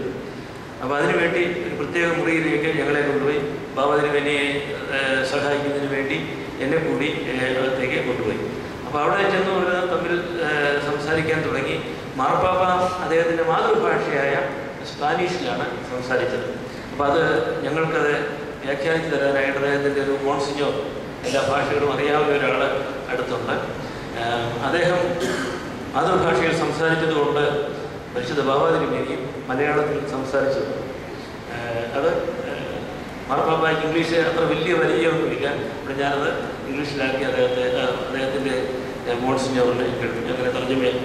അപ്പോൾ ഇതൊരു അത്ഭുതമാണ്. എനിക്ക് തോന്നുന്നു ഈ മാർപ്പാപ്പ ഒരിക്കലും മലയാളത്തിൽ അദ്ദേഹത്തോടായിട്ട് സംസാരിച്ച് കാണില്ല. ആദ്യമായിട്ടായിരിക്കും നമ്മുടെ ബാബ തിരുമേനി മലയാളം സംസാരിച്ച് അദ്ദേഹത്തെ കേൾപ്പിക്കുന്നത്. പക്ഷേ വളരെ ഹൃദ്യമായ സംഭാഷണം. ഒരു കൂടി വന്ന 8-10 മിനിറ്റ് മതിയാവും അങ്ങനെയുള്ള ഒരു പ്രൈവറ്റ് കോൺവെർസേഷൻ. ഏതാണ്ട് അരമണിക്കൂർ എടുത്തു. അരമണിക്കൂർ കഴിഞ്ഞ് അവർ ഒത്തിരി കാര്യങ്ങൾ സംസാരിച്ചു. അതിൻ്റെ ഇടയ്ക്ക് ബാബ തിരുമേനി അദ്ദേഹത്തോട് പറഞ്ഞു, അങ്ങയുടെ ഈ ലളിത ജീവിതം ഞങ്ങളെയൊക്കെ വളരെയധികം ആകർഷിച്ചിട്ടുണ്ട്, ഞങ്ങൾക്ക് മാതൃകയാണ് എന്ന് പറഞ്ഞു. മെത്രാന്മാരെന്നുള്ള നിലയ്ക്കാണ് അദ്ദേഹം പറഞ്ഞത്. അപ്പോൾ ഉടനെ അദ്ദേഹം പറഞ്ഞത് ഹൃദയസ്പർശിയായ ഒരു വാക്ക്. അദ്ദേഹം പറഞ്ഞു, I am a sinner, I also commit mistakes. ഞാനൊരു പാപിയാണ്, ഞാൻ തെറ്റുകൾ ചെയ്യുന്നുണ്ട് എന്ന് ആണ് ബാബ തിരുമേനിയോട് പറഞ്ഞത്. ഇത് നിങ്ങൾ ആലോചിക്കണം. ഈ മാർപ്പാപ്പമാർക്ക് തെറ്റാവനമുണ്ടെന്നും 19ാം നൂറ്റാണ്ടിലെ 1ാം വത്തിക്കാൻ സിനോഡോസ് പാസ്സാക്കിയതാണ് ഇൻഫോളിബിലിറ്റി ഡോക്ടറിൻ. മാർപ്പാപ്പമാർ പത്രോസിൻ്റെ സിംഹാസനത്തിൽ ഇരുന്നുകൊണ്ട് പറയുന്നതും എഴുതുന്നതും ഒന്നും തെറ്റിക്കൂടാത്തതാണ്, തെറ്റാവരമുണ്ടെന്നാണ് ഇന്ന് കത്തോലിക്ക സഭ പഠിപ്പിക്കുന്നത്. ആ സഭയിൽ ഇരുന്നുകൊണ്ടാണ് മാർപ്പാപ്പ വളരെ വിനീതനായിട്ട് നമ്മുടെ ബാബാതിരുമേനോട് പറയുന്നു, ഐ എം എ സിന്നർ, ഞാൻ ഭാവിയാണ് എന്ന് അദ്ദേഹം പറയുന്നു. അതിനെ പൊരുത്തരിപ്പിച്ചു. അപ്പോൾ ഇന്ത്യയിലെ പല കാര്യങ്ങളും അദ്ദേഹം ചോദിച്ചു, സഭയെക്കുറിച്ച് ചോദിച്ചു. അതിനിടയ്ക്ക് ചോദിച്ചു, നിങ്ങളുടെ സെമിനാരിയിൽ പഠിക്കാനായിട്ട് നിങ്ങൾക്ക് ധാരാളം ആളിനെ കിട്ടുന്നുണ്ടോ എന്ന് ചോദിച്ചു. അപ്പോൾ ബാബാതിരുമേന പറഞ്ഞു, ഞങ്ങൾക്ക് ആവശ്യമുള്ളതിൻ്റെ പല ഇരട്ടിയാണ് ആളുകൾ അവിടെ അപ്ലൈ ചെയ്യുന്നത്. ഉടനെ മാർപ്പാപ്പ പൊട്ടിച്ചിരിച്ചു. അദ്ദേഹം പറഞ്ഞു, അങ്ങനെയാണെങ്കിൽ send them to me, I need them. എൻ്റെ അടുത്തേക്ക് അവരെയൊക്കെ ബാക്കിയുള്ളവരെ വിട്ട് എനിക്ക് അവരുടെ ആവശ്യമുണ്ട് എന്ന് പറഞ്ഞു. അത്ര ഹൃദ്യമായൊരു സംഭാഷണമാണ്. നിങ്ങൾക്കറിയാം, കത്തോലിക്ക സഭയിൽ ഇപ്പോൾ അച്ഛന്മാരാനായിട്ട് ആളുകളില്ല. യൂറോപ്പിലും അമേരിക്കയിലും അവരുടെ പല പള്ളികളും നടത്തുന്നത് നമ്മുടെ കാഞ്ഞിര പള്ളിയിൽ നിന്നും പാലായിൽ നിന്നുമൊക്കെയുള്ള അച്ഛന്മാരാണ് നടത്തുന്നത്. അവിടെ സെമിനാരിയിൽ നിന്ന് പഠിക്കാനായിട്ട് ചെറുപ്പക്കാർ വരുന്നില്ല എന്നുള്ളത് ഒരു ദുഃഖകരമായ സംഗതിയാണ്. മാർപ്പാപ്പയ്ക്ക് നല്ലവണ്ണം അറിയാം. അതുകൊണ്ടുകൂടിയാണ് അദ്ദേഹം അതങ്ങനെ സൂചിപ്പിച്ചത്. അത് കഴിഞ്ഞ് ഈ സ്വകാര്യ സംഭാഷണം കഴിഞ്ഞ് അവർ രണ്ടുപേരും പുറത്തു വന്നപ്പം വലിയ ഹോളിൽ നമ്മുടെ ഡെലിഗേഷനും വത്തിക്കാനിലെ കർദിനാളും ബിഷപ്പും അവരുടെ ഡെലിഗേഷനും കാത്തിരിക്കുകയാണ്. അവിടെ വെച്ച് രണ്ടുപേരും അത് നേരത്തെ തയ്യാറാക്കിയിരുന്ന പ്രസംഗം അവരുടെ കസേരയിൽ ഇരുന്നു കൊണ്ട് വായിച്ചു. ബാബാതിരുമേനയുടെ പ്രസംഗം ഇംഗ്ലീഷിലായിരുന്നു. മാർപ്പാപ്പയുടെ പ്രസംഗം ഇറ്റാലിയൻ ഭാഷയിൽ നിന്ന് ഞങ്ങൾക്ക് വേണ്ടി അത് ഇംഗ്ലീഷിൽ തർജ്ജമ ചെയ്ത് അതും അച്ചടിച്ച് തന്നിരുന്നു. അങ്ങനെ ആ പ്രസംഗം അവരെ അങ്ങോട്ടും ഇങ്ങോട്ടും വായിച്ചു. അതിനുശേഷം നമ്മുടെ ഡെലിഗേഷൻ്റെ ഓരോരുത്തരെയും മാർപ്പാപ്പ കണ്ട് സംസാരിച്ചു. പിന്നെ സമ്മാനങ്ങൾ കൈമാറുന്ന സമയത്ത് നമ്മുടെ സഭയിൽ നിന്ന് ഒത്തിരി സമ്മാനങ്ങൾ കൊണ്ടുപോയതും ആദ്യമേ തയ്യാറാക്കിയിരുന്നത് ഒരു തക്സായാണ്. ആ തക്സ 3 ഭാഷകളിൽ എഴുതിയിരുന്നു: സുറിയാനി, മലയാളം, ഇംഗ്ലീഷ്. നമ്മുടെ ദേവലോകത്തിൽ ഇപ്പോൾ താമസിക്കുന്ന ബോംബെയിൽ നിന്നുള്ള നമ്മുടെ അശ്വിൻ ഫെർണാണ്ടസ് അച്ഛൻ വലിയ ഒരു ഐക്കണോഗ്രാഫറാണ്, നല്ല ചിത്രകാരനാണ്. അദ്ദേഹത്തിൻ്റെ കാലിഗ്രാഫി എന്ന് വെച്ചാൽ മനോഹരമായിട്ട് പടം വരച്ച് എഴുതുന്ന രീതി ഉണ്ട്. അത് ഈ തക്സായിക്കകത്ത് കണ്ടത് മാർപ്പാപ്പ പ്രത്യേകം നോക്കി. ഈ കാലിഗ്രാഫി അദ്ദേഹം കണ്ട് അദ്ദേഹം ആസ്വദിക്കുകയും ചെയ്തു. അപ്പം ഇത് കൊടുത്തപ്പോഴേ പരിശുദ്ധ ബാബാതിരുമേനയുടെ അടുത്തുനിന്ന് ഞാൻ ഓരോന്നിനെക്കുറിച്ച് ഒരു ചെറിയ വിശദീകരണം കൂടെ കൊടുക്കുന്നുണ്ട്. തക്സ കൊടുത്തപ്പോൾ പറഞ്ഞു, ഇത് ഞങ്ങളുടെ കുർബാന തക്സയാണ്, ഞങ്ങൾക്ക് വേണ്ടി അങ്ങ് പ്രാർത്ഥിക്കാൻ വേണ്ടിയാണ് തരുന്നത്, പരിശുദ്ധ ബാബാതിരുമേനയെ നൽകുന്നത് എന്ന് പറഞ്ഞു. ഉടനെ അദ്ദേഹം സന്തോഷത്തോടുകൂടി പറഞ്ഞു, എനിക്ക് നിങ്ങളുടെ പ്രാർത്ഥന ആവശ്യമുണ്ട് എന്ന് ബാബാതിരുമേനയോട് പറഞ്ഞു. അങ്ങനെ ഓരോ സമ്മാനവും സന്തോഷപൂർവ്വം അദ്ദേഹം സ്വീകരിച്ചു. അതിനുശേഷം ബാബാതിരുമേനയ്ക്ക് സമ്മാനങ്ങൾ കൊടുത്തു. ഞങ്ങൾക്കൊക്കെ ചെറിയ സമ്മാനങ്ങൾ നൽകുകയും ചെയ്തു. ഇത് ഏതാണ്ട് 1 മണിക്കൂർ സമയം എടുത്തു. അത് കഴിഞ്ഞിട്ട് അന്ന് ഉച്ചയ്ക്ക് തന്നെയാണ് മാർപ്പാപ്പ ഞങ്ങളെ ലഞ്ചിന് ക്ഷണിച്ചത്. സാധാരണ അങ്ങനെ ചെയ്യാറില്ല. അങ്ങനെയാണ് മാർപ്പാപ്പന്മാർ ഭക്ഷണം കഴിക്കുന്നതും അവർ പ്രാർത്ഥിക്കുന്നതും ഒന്നും സാധാരണ ആളുകൾ കാണാറില്ല. കാരണം അവരുടെ സ്വകാര്യമായ ചാപ്പലിൽ അവരുടെ പ്രൈവറ്റ് അപ്പാർട്ട്മെൻറ്റിലാണത് നടക്കുന്നത്. ഞാൻ ആദ്യം അനുസരിച്ച് 1998 ജോൺ പോൾ മാർപ്പാപ്പയുടെ കൂടെ ഇരുന്ന് അത് കഴിച്ചത് കൊണ്ട് അതെനിക്കിത് കാണാൻ വലിയ ഭാഗ്യം, അപൂർവമായ ഭാഗ്യമാണ്. സാധാരണ മെത്രാപ്പൊലീത്ത നമ്മുടെ കത്തോലിക്ക സഭയിലെ ആർച്ച് ബിഷപ്പന്മാർക്ക് പോലും ലഭിക്കാത്തൊരു ഭാഗ്യമാണ്. അവർ തന്നെ എന്നോട് അത് പറയുകയുണ്ടായി. പക്ഷെ ഇവിടെ അങ്ങനെയല്ല. ഇവിടെ ലഞ്ചിന് ക്ഷണിച്ച മുമ്പേ പറഞ്ഞ സെൻറ്റ് മാർത്താസ് ഹൗസിലാണ് ലഞ്ച് ഒരുക്കിയിരുന്നത്. അവിടെ ആ മാർപ്പാപ്പ സാറിന് ഭക്ഷണം കഴിക്കുന്നത്. അദ്ദേഹം ഇരിക്കുന്ന ഒരു വട്ടമേശയിലാണ് നമ്മുടെ 2 തിരുമേനിമാരെയും പരിശുദ്ധ ബാബാ തിരുമേനിയെയും അതുപോലെ കർദിനാളിനെയും ഒക്കെ ഇരുത്തിയത്. അപ്പം അദ്ദേഹത്തോട് ഏതാണ്ട് 1.5 മണിക്കൂർ സമയമെടുത്ത് ലഞ്ചിന്. സാധാരണ അവരുടെ ഭക്ഷണമാണല്ലോ, അതിനുവേണ്ടി അത്ര വലിയ വിപുലമായ സന്നാഹങ്ങളൊന്നുമില്ല. അതിനിടയ്ക്ക് ധാരാളം വർത്തമാനം പറഞ്ഞു. നമ്മുടെ രാജ്യത്തെക്കുറിച്ചും ഇവിടുത്തെ സഭയുടെ അവസ്ഥയെക്കുറിച്ചും ഒക്കെ വളരെ സ്വതന്ത്രമായിട്ട് സംസാരിക്കാനുള്ള അവസരമുണ്ടായിരുന്നു. ഞാനിപ്പോഴും ഓർക്കുന്നുണ്ട്, ചില കൊച്ചുകുട്ടികളെ പോലെ അദ്ദേഹത്തിന് ഈ കഥകൾ കേൾക്കുന്നത് ഇഷ്ടമായിരുന്നു. എവിടെയോ ഒരു സന്ദർഭം വന്നപ്പോൾ ആരോ ഈ കുരങ്ങിനെ കുറിച്ച് പറഞ്ഞു, രാജ്യത്തിൻ്റെ കാര്യം പറഞ്ഞപ്പോൾ. അപ്പം ഞാൻ പറഞ്ഞു, ഇന്ത്യയിൽ ഞങ്ങളുടെ പാരമ്പര്യത്തിൽ ഞങ്ങളുടെ ഹൈന്ദവ സഹോദരങ്ങളിങ്ങനെ ഈ കുരങ്ങിനെയും എലിയെയും പാമ്പിനെയും ഒക്കെ ദേവീദേവന്മാരായിട്ടൊക്കെ അവരെ ആദരിക്കാറുണ്ട്, അതിന് ഭക്ഷണം കൊടുക്കും എന്ന് പറഞ്ഞു. അപ്പോൾ മാർപ്പാപ്പ ചോദിച്ചു, do you also give food to the poisonous snakes? വിഷമുള്ള പാമ്പിന് നിങ്ങൾ ഭക്ഷണം കൊടുക്കുമോ എന്ന് ചോദിച്ചു. അപ്പോൾ ഞങ്ങൾ പറഞ്ഞു അങ്ങനെ കൊടുക്കും. അപ്പോൾ പാമ്പിനെ നമ്മൾ അങ്ങോട്ടേക്ക് ഉപദ്രവിച്ചില്ലെങ്കിൽ നമ്മളെ അത് ഉപദ്രവിക്കുകയില്ല, അത് അതിൻ്റെ വഴിക്ക് പൊക്കോളും. അപ്പോൾ ഇതെല്ലാം പറഞ്ഞപ്പോഴേ ഈ കൊച്ചുകുട്ടികളുടെ ഈ കൗതുകം പോലെ മാർപ്പാപ്പ വളരെ സന്തോഷത്തോടു കൂടി അങ്ങനെയുള്ള വർത്തമാനങ്ങളൊക്കെ പറയാനായിട്ട് സാധിച്ചു. അപ്പം വലിയ ഗൗരവമായ കാര്യങ്ങൾ മാത്രമല്ല, നമ്മുടെ സാധാരണ ആളുകളുടെ ജീവിതത്തിലെ വലിയ കാര്യങ്ങളൊക്കെ അദ്ദേഹം കേൾക്കുന്നു. ഇതിൻ്റെ ഒരു കാരണം അദ്ദേഹം അടിസ്ഥാനപരമായിട്ടൊരു ഇടയനാണ്. ഒരു വലിയ സാമ്രാജ്യത്തിൻ്റെ അധിപൻ എന്നുള്ള നിലയ്ക്കല്ല അദ്ദേഹം ഇടപെട്ടത്. ഒരു ഇടയൻ സാധാരണക്കാരുടെ ആധ്യാത്മികമായ ജീവിതത്തിൽ പങ്കുചേരുന്ന എല്ലാ തരത്തിലുള്ള ജീവിത രംഗങ്ങളിലും പങ്കുചേരുന്ന ഒരു ഇടയനായിട്ടാണ് ഞങ്ങൾക്ക് അദ്ദേഹത്തെ മനസ്സിലാക്കിയത്. ഇത് വളരെ രോമാഞ്ചജനകമായ ഒരു അനുഭവമായിരുന്നുകൊണ്ട് ഞാൻ ഇത്രയും വിശദമായിട്ടത് പറയുന്നു. അപ്പോൾ ബാബ തിരുമേനി അത് കഴിഞ്ഞ് ഇവിടെ വന്നപ്പോൾ തിരുമേനി പല സമ്മേളനങ്ങളിലും പറഞ്ഞു, ഒരു വലിയ സ്ഥാപനത്തിൻ്റെ അധ്യക്ഷനായിരിക്കുന്ന, ഒരു വലിയ സഭയുടെ അധ്യക്ഷനായിരിക്കുന്ന മാർപ്പാപ്പായ്ക്ക് ഇത്രയും ലളിതമായിട്ട് വിനയത്തോടുകൂടി പെരുമാറുവാൻ സാധിച്ചു. നമുക്കൊരു മാതൃകയാണ്. എങ്ങനെയാണ് ആതിഥേയനായിരിക്കേണ്ടത്, ഒരു ഹോസ്റ്റ് ആയിരിക്കേണ്ടത് എങ്ങനെയാണെന്ന് അദ്ദേഹം കാണിച്ചു തന്നു എന്ന് ബാബ തിരുമേനി പറയുകയുണ്ടായി. അപ്പോൾ ഇത് ഞാനിന്ന് സൂചിപ്പിച്ചെന്തിനാണെന്ന് ചോദിച്ചാൽ, ഒരു പുതിയ ഒരു കാഴ്ചപ്പാടാണ് അദ്ദേഹം ലോകത്തിൻ്റെ മുമ്പിൽ കൊണ്ടുവന്നിരിക്കുന്നത്. കത്തോലിക്ക സഭയിൽ വലിയ പ്രശ്നങ്ങളുള്ള സമയമായിപ്പോഴും നമ്മുടെ പത്രങ്ങളിലൊന്നും അത് അധികം വരുന്നില്ല. അത് വൈദികരെക്കുറിച്ചും മെത്രാന്മാരെക്കുറിച്ചുമുള്ള പരാതികളും അതൊക്കെ നീതിന്യായ കോടതികളിൽ മില്യൺസ് ഓഫ് ഡോളേഴ്സൊക്കെ അവരെ ഇതിന് പരിഹാരമായിട്ട് കൊടുക്കേണ്ടി വരുന്നതും, അതുപോലെ സ്ത്രീകളുടെ പ്രശ്നം, കന്യാസ്ത്രീകളുടെ പ്രശ്നങ്ങൾ, അമേരിക്കയിലെ 10,000 കന്യാസ്ത്രീകളെല്ലാം കൂടെ പ്രതിഷേധം ഉയർത്തി, ഇങ്ങനെയൊക്കെയുള്ള വലിയ സംഭവ വികാസങ്ങൾ നടക്കുമ്പോഴാണ് ഈ പുതിയ ഫ്രാൻസിസ് മാർപ്പാപ്പ ചുമതലയേറ്റത്. അപ്പോൾ അദ്ദേഹം അതൊക്കെ എങ്ങനെയാണ് കൈകാര്യം ചെയ്യുന്നത് എന്ന് ലോകം ശ്രദ്ധിച്ചുകൊണ്ടിരിക്കുകയാണ്. എൻ്റെ വിചാരം അദ്ദേഹം ഒരു ഭക്തനായ മനുഷ്യനാണ്. അദ്ദേഹത്തിൻ്റെ ഈ പ്രവർത്തനങ്ങളിലൊന്നും നമ്മൾ ഏതെങ്കിലും തരത്തിലുള്ള ഒരു തലക്കനമോ ഒരു ഭീതിയോ ഒന്നും കാണുകയില്ല. ഈ സ്വകാര്യ സംഭാഷണത്തിനിടയ്ക്ക് ബാബ തിരുമേനി അദ്ദേഹത്തോട് ചോദിച്ചു, നമ്മുടെ ലോകത്തിൽ ഇത്രയും യുദ്ധങ്ങളും പ്രയാസങ്ങളും ഒക്കെ ഉണ്ടല്ലോ, എന്താ ലോകത്തിൻ്റെ ഭാവി, എങ്ങനെയാണ് ആയിത്തീരുക എന്ന് അദ്ദേഹത്തോട് ചോദിച്ചപ്പോൾ അദ്ദേഹം അല്പസമയം ദുഃഖിതനായിട്ടിരുന്നു, ഒരു ഏതാനും നിമിഷങ്ങൾ. എന്നിട്ട് പറഞ്ഞു, പ്രയാസമുള്ള സന്ദർഭമാണ്, പക്ഷെ എനിക്ക് പ്രതീക്ഷയുണ്ട്, എനിക്ക് ക്രിസ്തുവിൻ്റെ പ്രത്യാശ എനിക്കുണ്ട് എന്ന് അദ്ദേഹം പറഞ്ഞു. അപ്പം ഈ ലോകത്തിൻ്റെ ഭാവിയെക്കുറിച്ച് വളരെയധികം ഗൗരവമായിട്ട് ചിന്തിക്കാൻ നിയുക്തനായ ഒരു വ്യക്തിയാണ് മാർപ്പാപ്പ. അതുപോലെ തന്നെ നമ്മുടെ സഭാധ്യക്ഷന്മാരും നമ്മളെല്ലാവരും തന്നെ അതിനുവേണ്ടി ചുമതലയുള്ളവരാണ്. ഈ മാർപ്പാപ്പയുടെ ലളിതമായ പ്രവർത്തനങ്ങളിൽ ഈ വത്തിക്കാൻ്റെ പ്രോട്ടോകോൾ എല്ലാം അദ്ദേഹം തെറ്റിക്കുന്നു എന്നുള്ളത് വത്തിക്കാനിൽ തന്നെ ഒരു വലിയ ഒരു പ്രശ്നമാണ്. കാരണം അദ്ദേഹത്തിന് വലിയ ഹൈ സെക്യൂരിറ്റി ഉണ്ടെന്ന് പറയാം, സ്വിസ് ഗാർഡുകളും അതും ഇതൊക്കെയുള്ള വലിയ സെക്യൂരിറ്റി. അദ്ദേഹം ഇതൊന്നും നോക്കാറില്ല. ഇത് രണ്ടുപേരും നമ്മളുടെ സംഭാഷണം കഴിഞ്ഞ് പുറത്തിറങ്ങിയപ്പോഴേ വത്തിക്കാനിലെ ഉന്നത ചുമതലയുള്ള ബിഷപ്പ് എന്നോട് ചോദിച്ചു, അദ്ദേഹം വർഷങ്ങളായിട്ട് എനിക്ക് പരിചയമുള്ള ആളാണ്, അതുകൊണ്ട് അദ്ദേഹം ഒരു വ്യക്തിപരമായ രീതിയിൽ ചോദിച്ചതാണ്.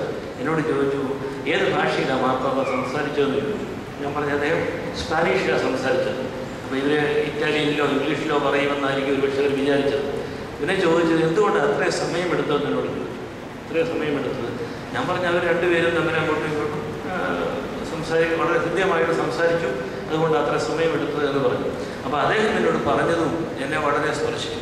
അദ്ദേഹം പറഞ്ഞത്, may be they are both very spiritual men, that is why they took so much time between them. അവർ രണ്ടുപേരും ആത്മീയ മനുഷ്യരാണ്, അതുകൊണ്ടാണ് അവരത്രയും സമയം എടുത്തതെന്ന് പറഞ്ഞു. അത് നമുക്കൊരു വലിയ അഭിമാനമാണ്. നമ്മുടെ പരിശുദ്ധ ബാബ തിരുമേനിയും ഈ മാർപ്പാപ്പയായിട്ട് കണ്ടപ്പോൾ രണ്ടുപേരും വളരെ യാതൊരു വെച്ചുകെട്ടുകളുമില്ലാതെ വളരെ ആത്മാർത്ഥമായിട്ട് രണ്ട് സ്നേഹിതന്മാർ തമ്മിൽ കാണുന്നത് പോലെയുള്ള ഒരു അനുഭവമാണ് എനിക്കത് അനുഭവപ്പെട്ടത്. അതുകൊണ്ട് ആ ബിഷപ്പ് പറയുന്നത് വളരെ ശരിയാണ്. അവരുടെ രണ്ടുപേരുടെയും ലാളിത്യവും ആത്മീയതയും കൊണ്ടാണ് ഇവരത്രയും സമയം ഒരുമിച്ച് സംസാരിച്ചത്. ഒരു വലിയ അത്ഭുതം പോലെ തോന്നുന്ന മറ്റൊരു സംഗതി, പിറ്റേ ദിവസം രാവിലെ പരിശുദ്ധ ബാബാതിരുമേനി രാവിലെ 5:30 മണിക്ക് ഇംഗ്ലണ്ടിലേക്ക് പോവുകയാണ്, ഈ സെൻറ്റ് മാർത്താസ് ഹൗസിൽ നിന്ന്. അപ്പോൾ മാർപ്പാപ്പയ്ക്ക് അറിയാം എപ്പോഴാണ് പോകുന്നത്. തലേദിവസവും എല്ലാം യാത്രയൊക്കെ പറഞ്ഞതാണ്. പ്രോട്ടോകോൾ അനുസരിച്ച് പിന്നെ മാർപ്പാപ്പായും ബാബായും തമ്മിൽ കാണേണ്ട കാര്യമേ ഇല്ല. രാവിലെ 5:30 മണിക്ക് ഇരുട്ടുള്ള സമയത്ത് ഈ മാർപ്പാപ്പ അദ്ദേഹത്തിൻ്റെ മുറിയിൽ നിന്ന് ഇറങ്ങി വന്നു നമ്മുടെ ബാബാതിരുമേനിയെ യാത്ര അയക്കാൻ. അത് അവിശ്വസനീയമാണ്.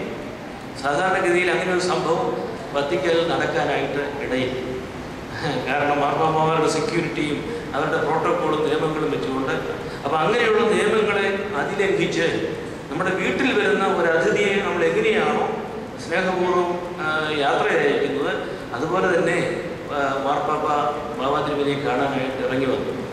അപ്പോൾ ഇത് ഈ ബാബാതിരുമേനി തന്നെ പറയുന്നുണ്ട്, നമ്മുടെ സഭ അംഗസംഖ്യ വെച്ചുകൊണ്ടൊരു ചെറിയ സഭയാണ്. കത്തോലിക്ക സഭ അംഗസംഖ്യ വെച്ച് നോക്കുമ്പോൾ വളരെ വളരെ വലിയ ഒരു സഭയാണ്. അപ്പം ഈ സഭാതലവന്മാർ തമ്മിൽ അങ്ങനെയുള്ള വ്യത്യാസങ്ങളൊന്നും അവിടെ കാണിക്കുന്നില്ല. അതെപ്പോഴും അങ്ങനെയാണ്. ഈ സഭയുടെ ബാഹ്യമായ വലിപ്പം നോക്കിയല്ല.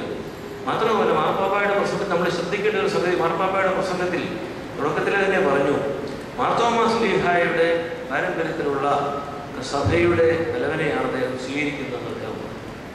അത് ഒരു വലിയ സംഗതിയാണ്. അതുപോലെ ആ പ്രസംഗത്തിൻ്റെ അവസാനം മാർത്തോമാ ശ്ലീഹായുടെയും വിശുദ്ധ പത്രോസിൻ്റെയും പ്രാർത്ഥന കോട്ടയായിരിക്കട്ടെ എന്നും അദ്ദേഹം പറയുന്നുണ്ട്. അപ്പോൾ നമ്മുടെ സഭ അപ്പോസ്തോലിക സഭയാണെന്നും നമ്മുടെ സഭ ഇവിടെ പലരും തെറ്റിദ്ധരിപ്പിക്കുന്നത് പോലെ ഉള്ള ഒന്നല്ല.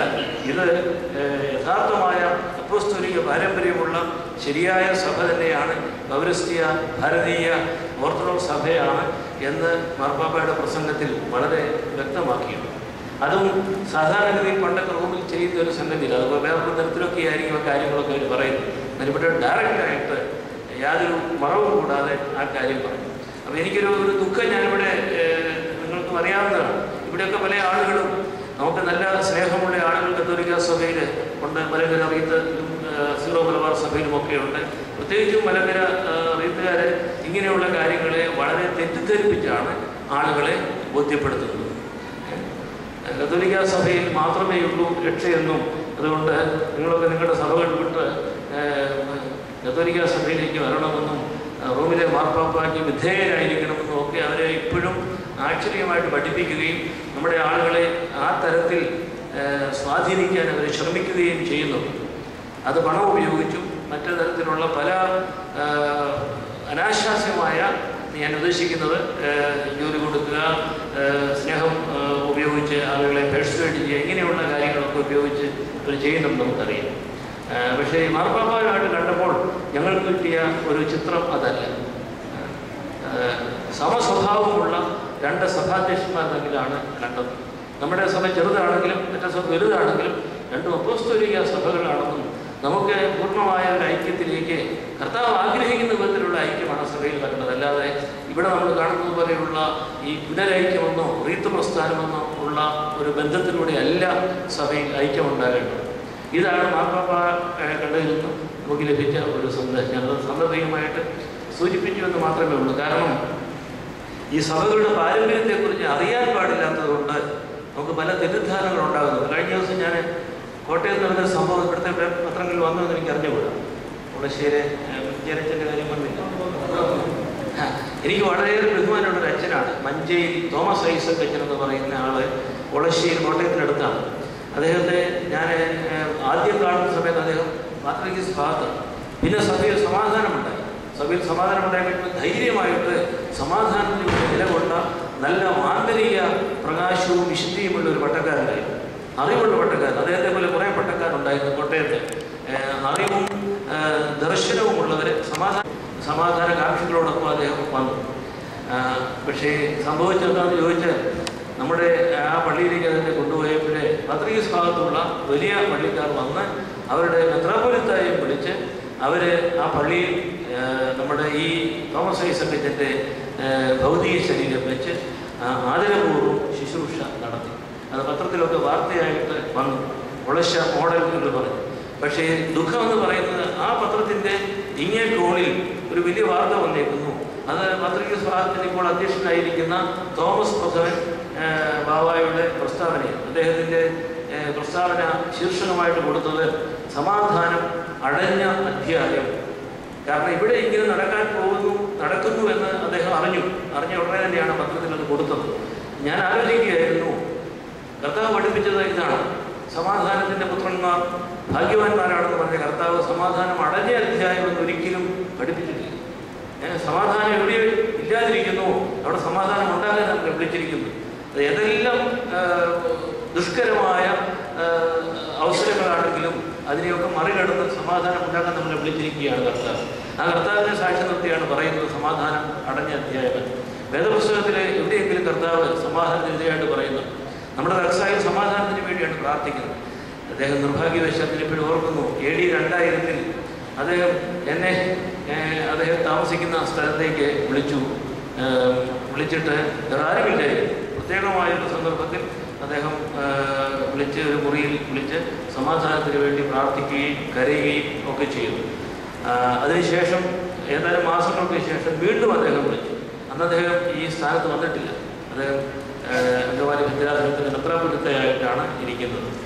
പക്ഷേ ഈ രണ്ട് സംഭവങ്ങളും എൻ്റെ മനസ്സിലേക്ക് വന്നു. സമാധാനം ഉണ്ടാക്കുന്നവർ ഭാഗ്യവാന്മാരെന്ന് പറഞ്ഞ നമ്മുടെ കർത്താവിൻ്റെ സുവിശേഷത്തെയാണ് നമ്മുടെ അധ്യക്ഷന്മാർ തന്നെ നിഷേധിക്കുന്നത് എന്നുള്ളതാണ് ദുഃഖത്തിന് കാരണമായത്. ഞാനത് സാന്ദർഭികമായിട്ട് പറഞ്ഞു എന്ന് മാത്രമേ ഉള്ളൂ. നമ്മുടെ ലോകത്തിൽ നിങ്ങൾക്കിപ്പോൾ അറിയാം, ഈജിപ്തിലും സിറിയയിലും നടക്കുന്ന കാര്യങ്ങൾ. സിറിയ എന്ന് പറയുന്നത് വിശുദ്ധ നാടുകളിൽ പെട്ടതാണ്.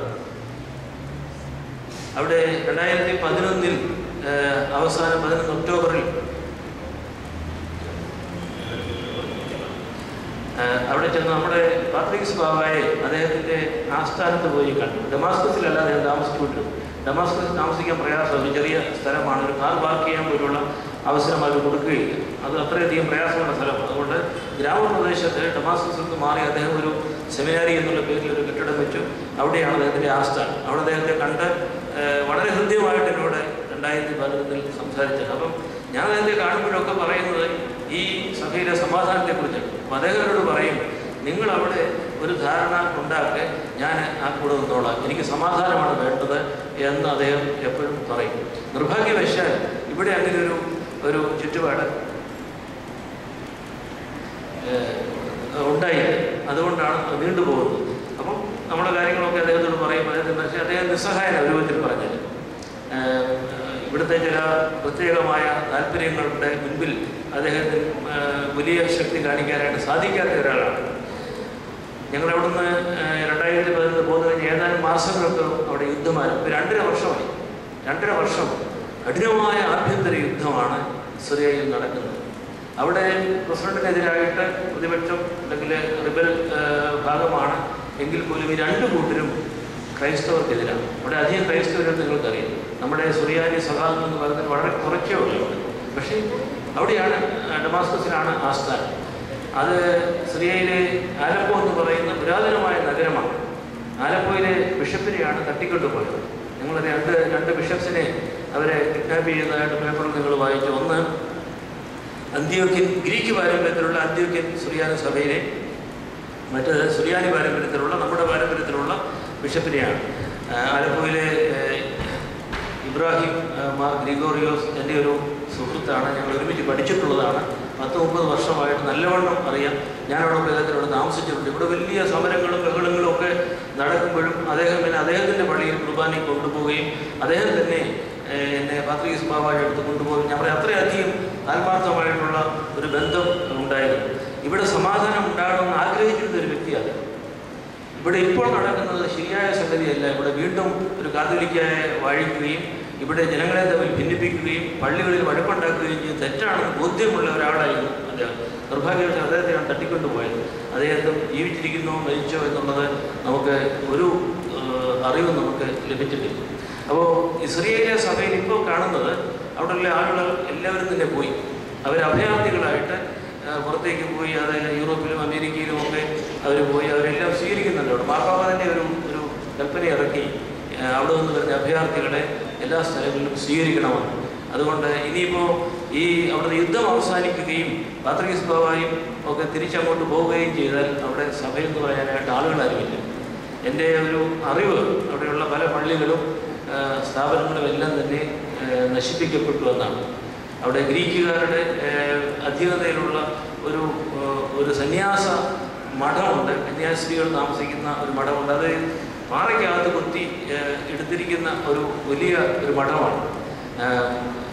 അതിൻ്റെ അകത്ത് 40 കന്യാസ്ത്രീകളും കുറച്ച് അവരെ നോക്കിക്കൊണ്ടിരിക്കുന്ന കുറേ പ്രായമുള്ള ആളുകളും അതിൻ്റെ അകത്ത് ട്രാപ്ഡാണ്. അവർക്ക് പുറത്തു പോകാൻ സാധിക്കുന്നില്ല എന്നൊരു കഴിഞ്ഞ ദിവസം പത്രം വായിച്ചു. ഇത് സൂചിപ്പിക്കുന്നത് ഒരു പുരാതനമായ ഒരു ക്രിസ്തീയ കേന്ദ്രം ഇല്ലാതായിരിക്കുക. ഈജിപ്തിലെ കുറേ കൂടി ശക്തിയുണ്ട് ക്രിസ്ത്യാനികൾക്ക്, 10% അവരുണ്ട്.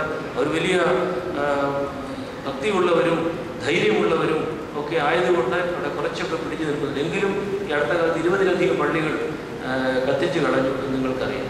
അതുകൊണ്ട് ഈ ക്രിസ്തീയ വിശ്വാസത്തിൻ്റെ വെള്ളത്തൊട്ടിലെന്ന് നമുക്ക് വിളിക്കാവുന്ന ഈ വിശുദ്ധ നാടുകൾ മിക്കവാറും തന്നെ ക്രിസ്തീയ വിശ്വാസത്തിന് അന്യമായി തീർന്നുകൊണ്ടിരിക്കുകയാണ്. ഞാൻ എന്തിനാണ് പറയുന്നതെന്ന് ചോദിച്ചാൽ, നിങ്ങളുടെ വേദപുസ്തകത്തിൽ വെളിപാട് പുസ്തകത്തിൽ പറയുന്ന സഭകളുണ്ട്. ആ സഭകളൊന്നും ഇപ്പോഴേ യഥാർത്ഥത്തിലുള്ള സഭകളല്ല. അതെല്ലാം തന്നെ അവിടുന്ന് അപ്രത്യക്ഷമായി കഴിഞ്ഞു. ഏഷ്യ മൈനറിലെ സഭകളെല്ലാം ഇല്ലാതായി എന്ന് പറഞ്ഞതുപോലെ ലോകത്തിൽ ഇപ്പോഴേ ക്രിസ്തീയ വിശ്വാസത്തിന് തിരിച്ചടികൾ ഉണ്ടാകുന്നു. ഈ ഒരു കാലത്ത് വലിയ സമ്പന്നമായിരുന്ന വലിയ മിഷണറി ശക്തി ഉണ്ടായിരുന്ന സഭകൾ പലതും ഇല്ലാതായി കഴിഞ്ഞു. ഇപ്പോൾ ആഫ്രിക്കയിലേക്കും ലാറ്റിൻ അമേരിക്കയിലേക്കും ഒക്കെ പുതിയ പുതിയ ക്രിസ്തീയ സഭകൾ പ്രചരിക്കുന്നു. നമ്മുടെ ഇതൊരു മിഷണറി സംഘം കൂടി ആയതുകൊണ്ടാണ് ഞാനത് സൂചിപ്പിച്ചത്. നമ്മുടെ മിഷണറി ദൗത്യം എന്താണ് എന്ന് നമ്മൾ ഗൗരവമായിട്ട് ആലോചിക്കണം. പശ്ചാത്യ സിനിമയെ എപ്പോഴും നമ്മളെ ഓർപ്പിച്ചിരുന്നത് പോലെ ഈ മതം മാറ്റമല്ല മനം മാറ്റമാണ് നമ്മുടെ ലക്ഷ്യം എന്ന് ഇവരെ എപ്പോഴും പറയുമായിരുന്നല്ലോ. എന്ന് പറയുന്നത് പോലെ ഈ ലോകത്തിനൊരു പുതിയ ഒരു മാറ്റമുണ്ടാകണം. ഇപ്പോഴത്തെ ലോകത്തിൻ്റെ അവസ്ഥയിൽ ലോകം മുൻപോട്ട് പോവുകയില്ല.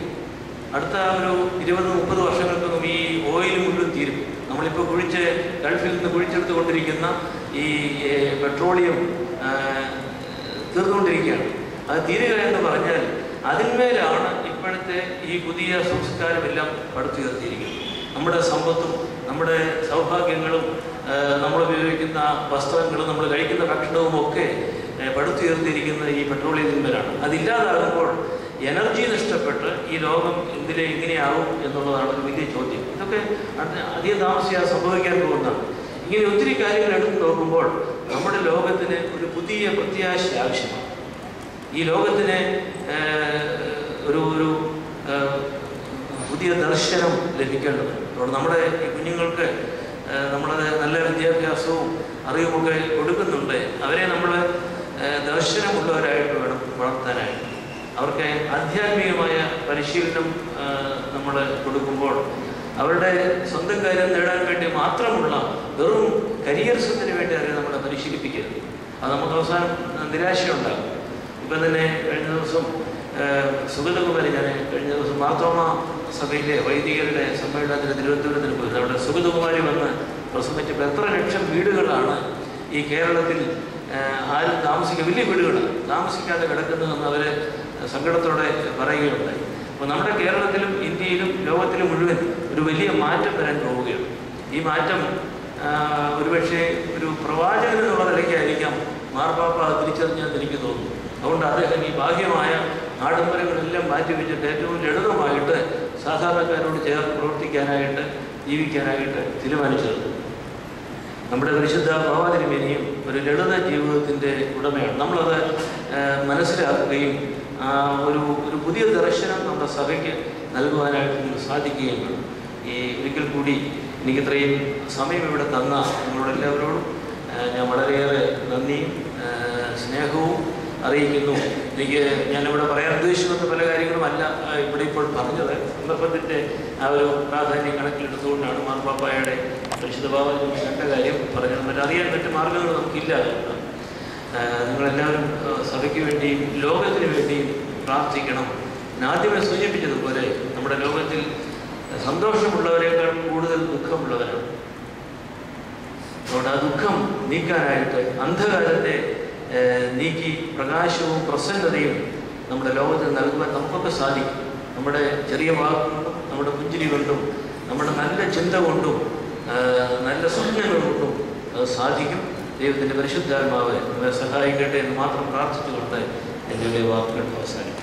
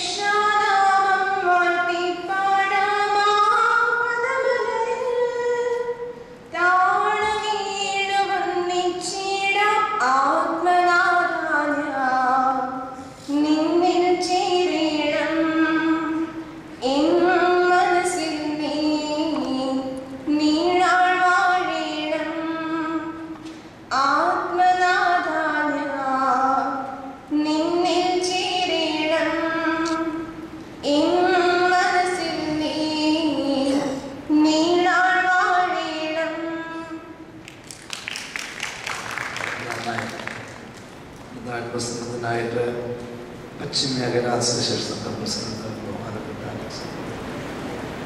ദൈവത്തിൻ്റെ വലിയ തിരുനാമപ്പെടുവാനാകട്ടെ. വളരെ അനുഗ്രഹീതമായി നമുക്ക് കാലികമായ സഭാ വിഷയങ്ങളെക്കുറിച്ച് വളരെ ശ്രേഷ്ഠമായ സന്ദേശം അറിയിച്ച ഞങ്ങളുടെ ഗുരുനാഥൻ വളരെ ആദരണീയനായ ഡോക്ടർ കെ എം ജോർജ് അച്ഛൻ, വൈദിക സെമിനാരിയുടെ പഴയ നിയമ വിഭാഗത്തിൻ്റെ പ്രധാന ചുമതല വഹിക്കുന്ന ബഹുമാനപ്പെട്ട ജേക്കബ് മാത്യു അച്ഛൻ, സുവിശേഷ സംഘത്തിൻ്റെ ഭദ്രാസനത്തിൻ്റെ വൈസ് പ്രസിഡന്റായിരിക്കുന്ന ബഹുമാനപ്പെട്ട കെ എം വർഗീസ് അച്ഛൻ, ഈ ഇടവക വികാരി ബഹുമാനപ്പെട്ട കെ കെ വർഗീസ് അച്ഛൻ, പശ്ചിമ മേഖലയുടെയും സുവിശേഷ സംഘത്തിൻ്റെയും ഭാരവാഹികളായി ഇവിടെ കടന്നു വന്നിട്ടുള്ള സ്റ്റേജിൽ ഭൂഷിതരായിരിക്കുന്ന എല്ലാ പ്രിയപ്പെട്ടവരുമേ, ദേവാലയത്തിൽ പ്രത്യേകം കടന്നു വന്ന് ഈ യോഗത്തെ അനുഗ്രഹിച്ച് അതിൻ്റെ സാന്നിധ്യം കൊണ്ട് ഏറ്റവും ശ്രേഷ്ഠമാക്കിക്കൊണ്ടിരിക്കുന്ന മാതാപിതാക്കളെ, സഹോദരി സഹോദരങ്ങളെ, പ്രിയപ്പെട്ട കുഞ്ഞുങ്ങളെ, വളരെ ശ്രേഷ്ഠമായ ഒരു മെസ്സേജ് നമുക്കിവിടെ ലഭിച്ചിരിക്കുകയാണ്. കാരണം ഈ കാലഘട്ടങ്ങളിൽ പ്രത്യേകിച്ച് ഇവിടെ എടുത്തു പറഞ്ഞതുപോലെ പുനരൈക്യം എന്ന് പറയുന്ന വാക്കിൽ കൂടെ വളരെ വലിയ നുഴഞ്ഞു കയറ്റം ഈ സമൂഹത്തിൽ നടത്തിക്കൊണ്ടിരിക്കുന്ന ഈ കാലഘട്ടത്തിൽ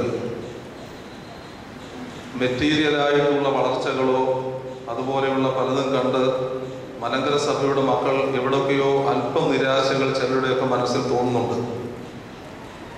ചിലപ്പോഴൊക്കെ ചിലരുടെ വാക്കുകളിൽ അത് വല്ലാതെ നിഴലിക്കുമ്പോൾ അതിനുള്ള വ്യക്തമായ ഒരു മറുപടിയായിട്ട് പ്രത്യേകിച്ച് ആഗോള കത്തോലിക്ക സഭയുടെ പരമാധ്യക്ഷനും മാർത്തോമാ ശ്ലീഹായുടെ പൈതൃകമുള്ള മാർത്തോമാ ശ്ലീഹായാൽ സ്ഥാപിക്കപ്പെട്ട മലങ്കര ഓർത്തഡോക്സ് സഭയുടെ പരമാധ്യക്ഷനും തമ്മിൽ കൂടിക്കൊണ്ട് അതിൻ്റെ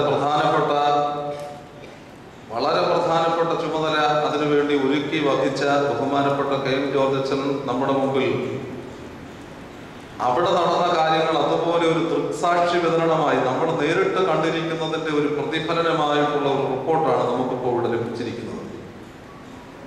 ഒരുപക്ഷെ പുനരൈക്യത്തിന്റെ അവസാന ദിവസത്തിൽ മംഗളം ദിനപത്രത്തിൽ ചിലരെങ്കിലും വായിച്ചു കാണും. ഒരു ഡോക്ടർ എഴുതി, അഹത്തുള്ള ബാബ എന്ന് പറയുന്ന ഒരാളെ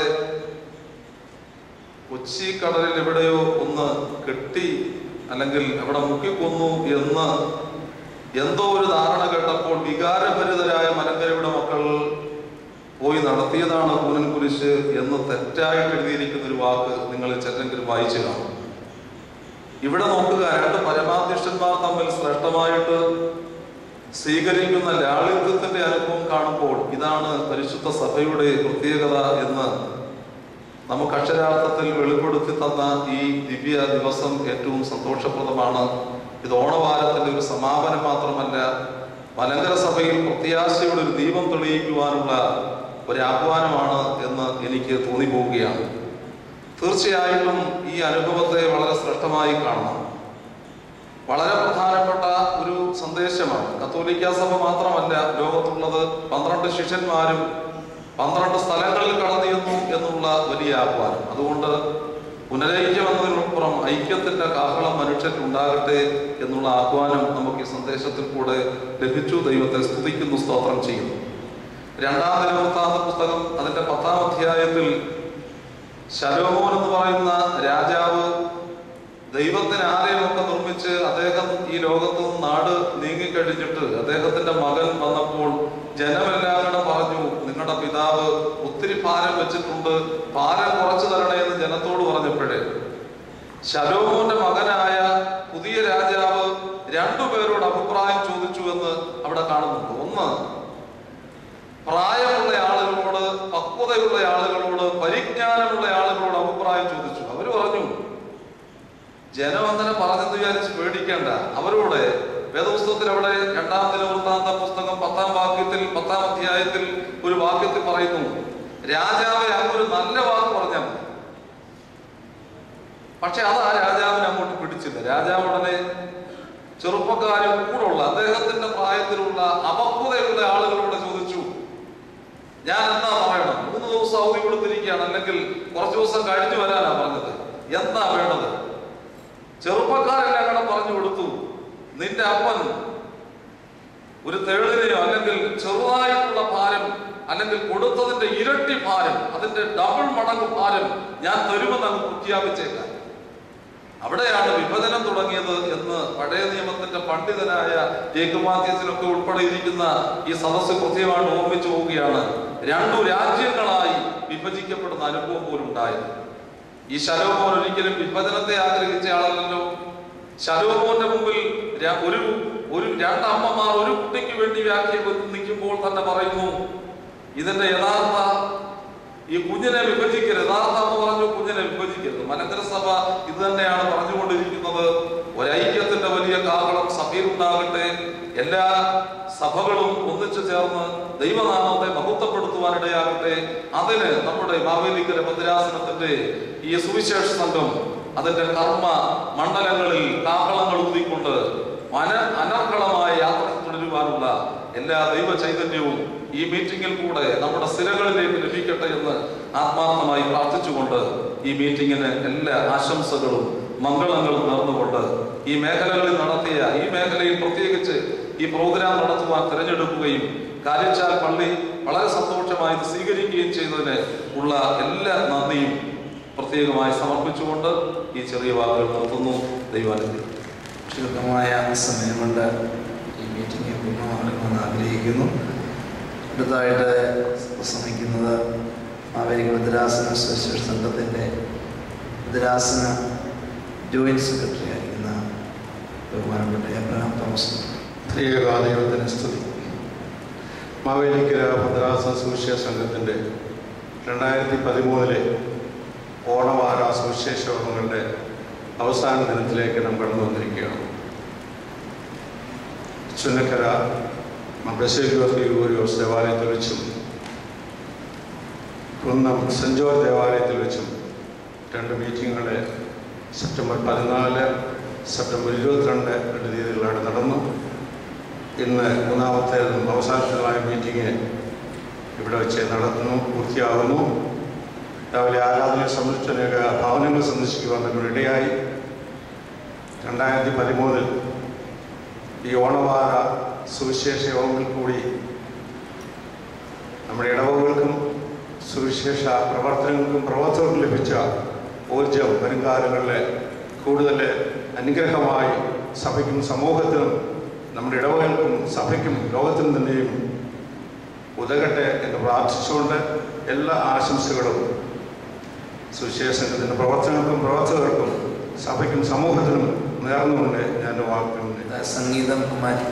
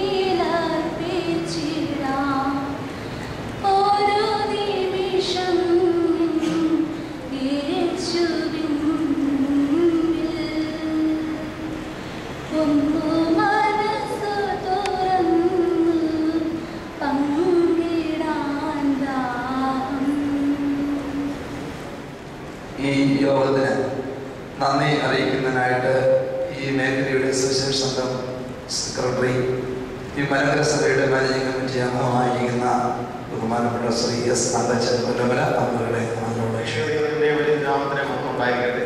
നമ്മുടെ 2013 ഓണവാര സുവിശേഷ യോഗം 3 ആഴ്ചകളിലായിട്ട് വളരെ വിജയകരമായിട്ട് നടക്കുവാൻ ഇടയായി. അതിനെ പ്രവർത്തിച്ച ദൈവത്തിൻ്റെ കൃപയ്ക്കായി നന്ദിയോടെ ദൈവത്തിൻ്റെ കൃപയെ സ്തോത്രം ചെയ്യുന്നു. ഞാൻ എൻ്റെ കൃത്യത്തിലേക്ക് കടക്കുകയാണ്. സമയം വളരെ വിഹിതനാണ്. ഈ യോഗം ഒട്ടും തന്നെയും മുൻപോട്ട് പോകാൻ പറ്റിയില്ല. അതോടൊപ്പം തന്നെ ഈ മീറ്റിംഗിന് ശേഷം പശ്ചിമമേഖല സുവിശേഷ സംഘത്തിൻ്റെ എക്സിക്യൂട്ടീവ് കമ്മിറ്റി ഇവിടെ വെച്ച് കൂടേണ്ടതായിട്ടുണ്ട്. എക്സിക്യൂട്ടീവ് കമ്മിറ്റി അംഗങ്ങളെ എല്ലാവരെയും കൂടെ ബന്ധപ്പെട്ടിട്ടുണ്ട്. അവരുടെ കൂടിയതിനു ശേഷമേ പോകാമെന്നുള്ളൊരു അഭ്യർത്ഥനയും ഈ അവസരത്തിൽ അറിയിക്കുകയാണ്. നമ്മുടെ ഈ യോഗം വളരെ അനുഗ്രഹകരമായിട്ട് നടത്തുവാൻ തക്കോണം ഇന്ന് രാവിലെ തന്നെ ഇവിടെ എഴുന്നള്ളി വിശുദ്ധ കുർബാന അർപ്പിച്ചു. ഈ യോഗം ഉദ്ഘാടനം ചെയ്ത നമ്മുടെ ഭദ്രാസന മെത്രാപ്പൊലീത്ത പിന്നെ ഡോക്ടർ ജോഷുവ നിക്കോദിമോസ് തിരുമേനി, അതുപോലെ തന്നെ ഇന്നത്തെ ഈ മീറ്റിങ്ങിന് പ്രധാന സന്ദേശം നൽകിയ ബഹുമാന്യനായ ഡോക്ടർ കെ എം ജോർജ് അച്ഛനെ കുറിച്ച് വളരെ വിപുലമായ കാര്യങ്ങൾ നമുക്ക് ജേക്കബ് മാത്യൂസ് പറഞ്ഞു. നമ്മുടെ സഭയ്ക്ക് ഇന്നും ബഹുമാനിക്കത്തക്ക രീതിയിൽ സഭയുടെ യശസ് ലോകരാഷ്ട്രങ്ങളുടെ മുമ്പിൽ ക്രൈസ്തവ ലോകത്തിന് പരിശുദ്ധ ബാബാദിനോട് ചേർന്ന് നിന്ന് പ്രവർത്തിച്ച് കാണിച്ചു കൊടുക്കുന്ന സഭയെക്കുറിച്ചുള്ള ദർശനവും കാഴ്ചപ്പാടുമുള്ള പിതാവിന് ഈ യോഗത്തിന്റെ പേരിൽ നിങ്ങളുടെ ഓരോരുത്തരുടെ പേരിൽ ഉള്ള നന്ദി ഈ അവസരത്തിൽ അറിയുന്നു. ഈ യോഗത്തിൽ എൻ്റെ ഭദ്രാസന സുവിശേഷ സംഘത്തിന്റെ ഭദ്രാസന vice president father K M Varghese കളിക്കലച്ചൻ, അദ്ദേഹത്തിന്റെ വളരെ സുസ്ഥിരമായ പ്രവർത്തനം കാരണമാണ് സുവിശേഷ സംഘത്തിന്റെ ഭദ്രാസന തലത്തിലുള്ള പ്രവർത്തനം ഈ കഴിഞ്ഞ 2 വർഷക്കാലമായിട്ട് വളരെ ഭംഗിയായിട്ട് നടക്കുന്നു. പ്രത്യേകമായിട്ട് അദ്ദേഹം അഭിനന്ദനാർഹനാണ്. ബഹുമാനപ്പെട്ട കെ എം വർഗീസ് അച്ഛനോടുള്ള നന്ദി ഈ അവസരത്തിൽ അറിയിക്കുന്നു. നമ്മുടെ ഹരിപ്പാട് മിഷൻ സെന്ററിന്റെ മുൻ പ്രസിഡന്റും അതുപോലെ തന്നെ നമ്മുടെ വൈദിക സെമിനാരി പ്രൊഫസറുമായിരിക്കുന്ന ജേക്കബ് മാത്യൂസിന്റെ സാന്നിധ്യം, അതുപോലെ തന്നെ ഈ ഇടവകയുടെ വികാരി ബഹുമാനപ്പെട്ട ശുഭോച്ചന്, ഈ മേഖലയുടെ സുവിശേഷ സംഘത്തിന്റെ പ്രസിഡന്റ് ബഹുമാനപ്പെട്ട അലക്സാണ്ടർ ഒട്ടക്കാട്ടച്ചൻ, മേഖലയുടെ vice president Shri K Pappachan, മേഖലയുടെ treasurer Shri N M Varghese sir വന്ന് ഇവിടെ ഈ യോഗത്തെ സംബന്ധിച്ച എല്ലാ വൈദിക ശ്രേഷ്ഠരോടും എല്ലാവരോടുമുള്ള പ്രത്യേകമായി നന്ദി അറിയിക്കുന്നു. അതുപോലെ തന്നെ കേണൽ ഡോക്ടർ ജി മാത്യൂസ് ഉത്തരമേഖല സെക്രട്ടറി, ഈ സുവിശേഷ സംഘത്തിന്റെ ഭദ്രാസന ഭാരവാഹികളായ Shri M C Cherian Karuvatta, Shri Abraham Thomas, Shri Abraham Varghese, Shri treasurer Shri John Jacob sir, എല്ലാവരോടുമുള്ള പ്രത്യേകമായ നന്ദി ഈ മേഖലയുടെ പേരിൽ, ഈ ഇടവകയുടെ പേരിൽ, ഭദ്രാസനത്തിന്റെ പേരിലും ഈ സമയത്ത് അറിയിക്കുന്നു. അതുപോലെ തന്നെ നമുക്ക് വളരെ ആർദ്രമായി സ്വീകരണം നൽകിയ ഈ ഇടവകയിലെ എല്ലാ ജനങ്ങളോടും, പ്രത്യേകിച്ച് unit secretary Shri Roy Thomas, trustee Babu sir, secretary Shri N K Chacko, ഇടവകയുടെ മാനേജിംഗ് കമ്മിറ്റി അംഗങ്ങൾ എല്ലാവരോടുമുള്ള പ്രത്യേകമായ നന്ദി ഈ അവസരത്തിൽ അറിയിക്കാം. സുവിശേഷ സംഘത്തിന്റെ മറ്റ് ഭാരവാഹികളായ Shri T K Rajan secretary Karthipally group, Shri M O Philip secretary Cheppad group, എല്ലാവരോടും ദക്ഷിണ മേഖലാ secretary P S George sir എല്ലാവരോടും പ്രത്യേകമായി നന്ദി അറിയിക്കുന്നു. അതിലൊക്കെ ഉപരിയായിട്ട് ഇവിടെ കടന്നു വന്നിരിക്കുന്ന എല്ലാ വിവിധ പള്ളികളിൽ നിന്ന് കടന്നു വന്നിരിക്കുന്ന സുവിശേഷ സംഘത്തിന്റെ ചുമതലക്കാര്, പ്രവർത്തകര്, ഈ ഇടവകയിലെ എല്ലാ അംഗങ്ങളോടും എല്ലാം പ്രത്യേകമായിട്ടുള്ള നന്ദി ഒരിക്കൽ കൂടി അറിയിച്ചുകൊണ്ട് എൻ്റെ വാക്കുകൾ സംസാരിക്കുന്നു.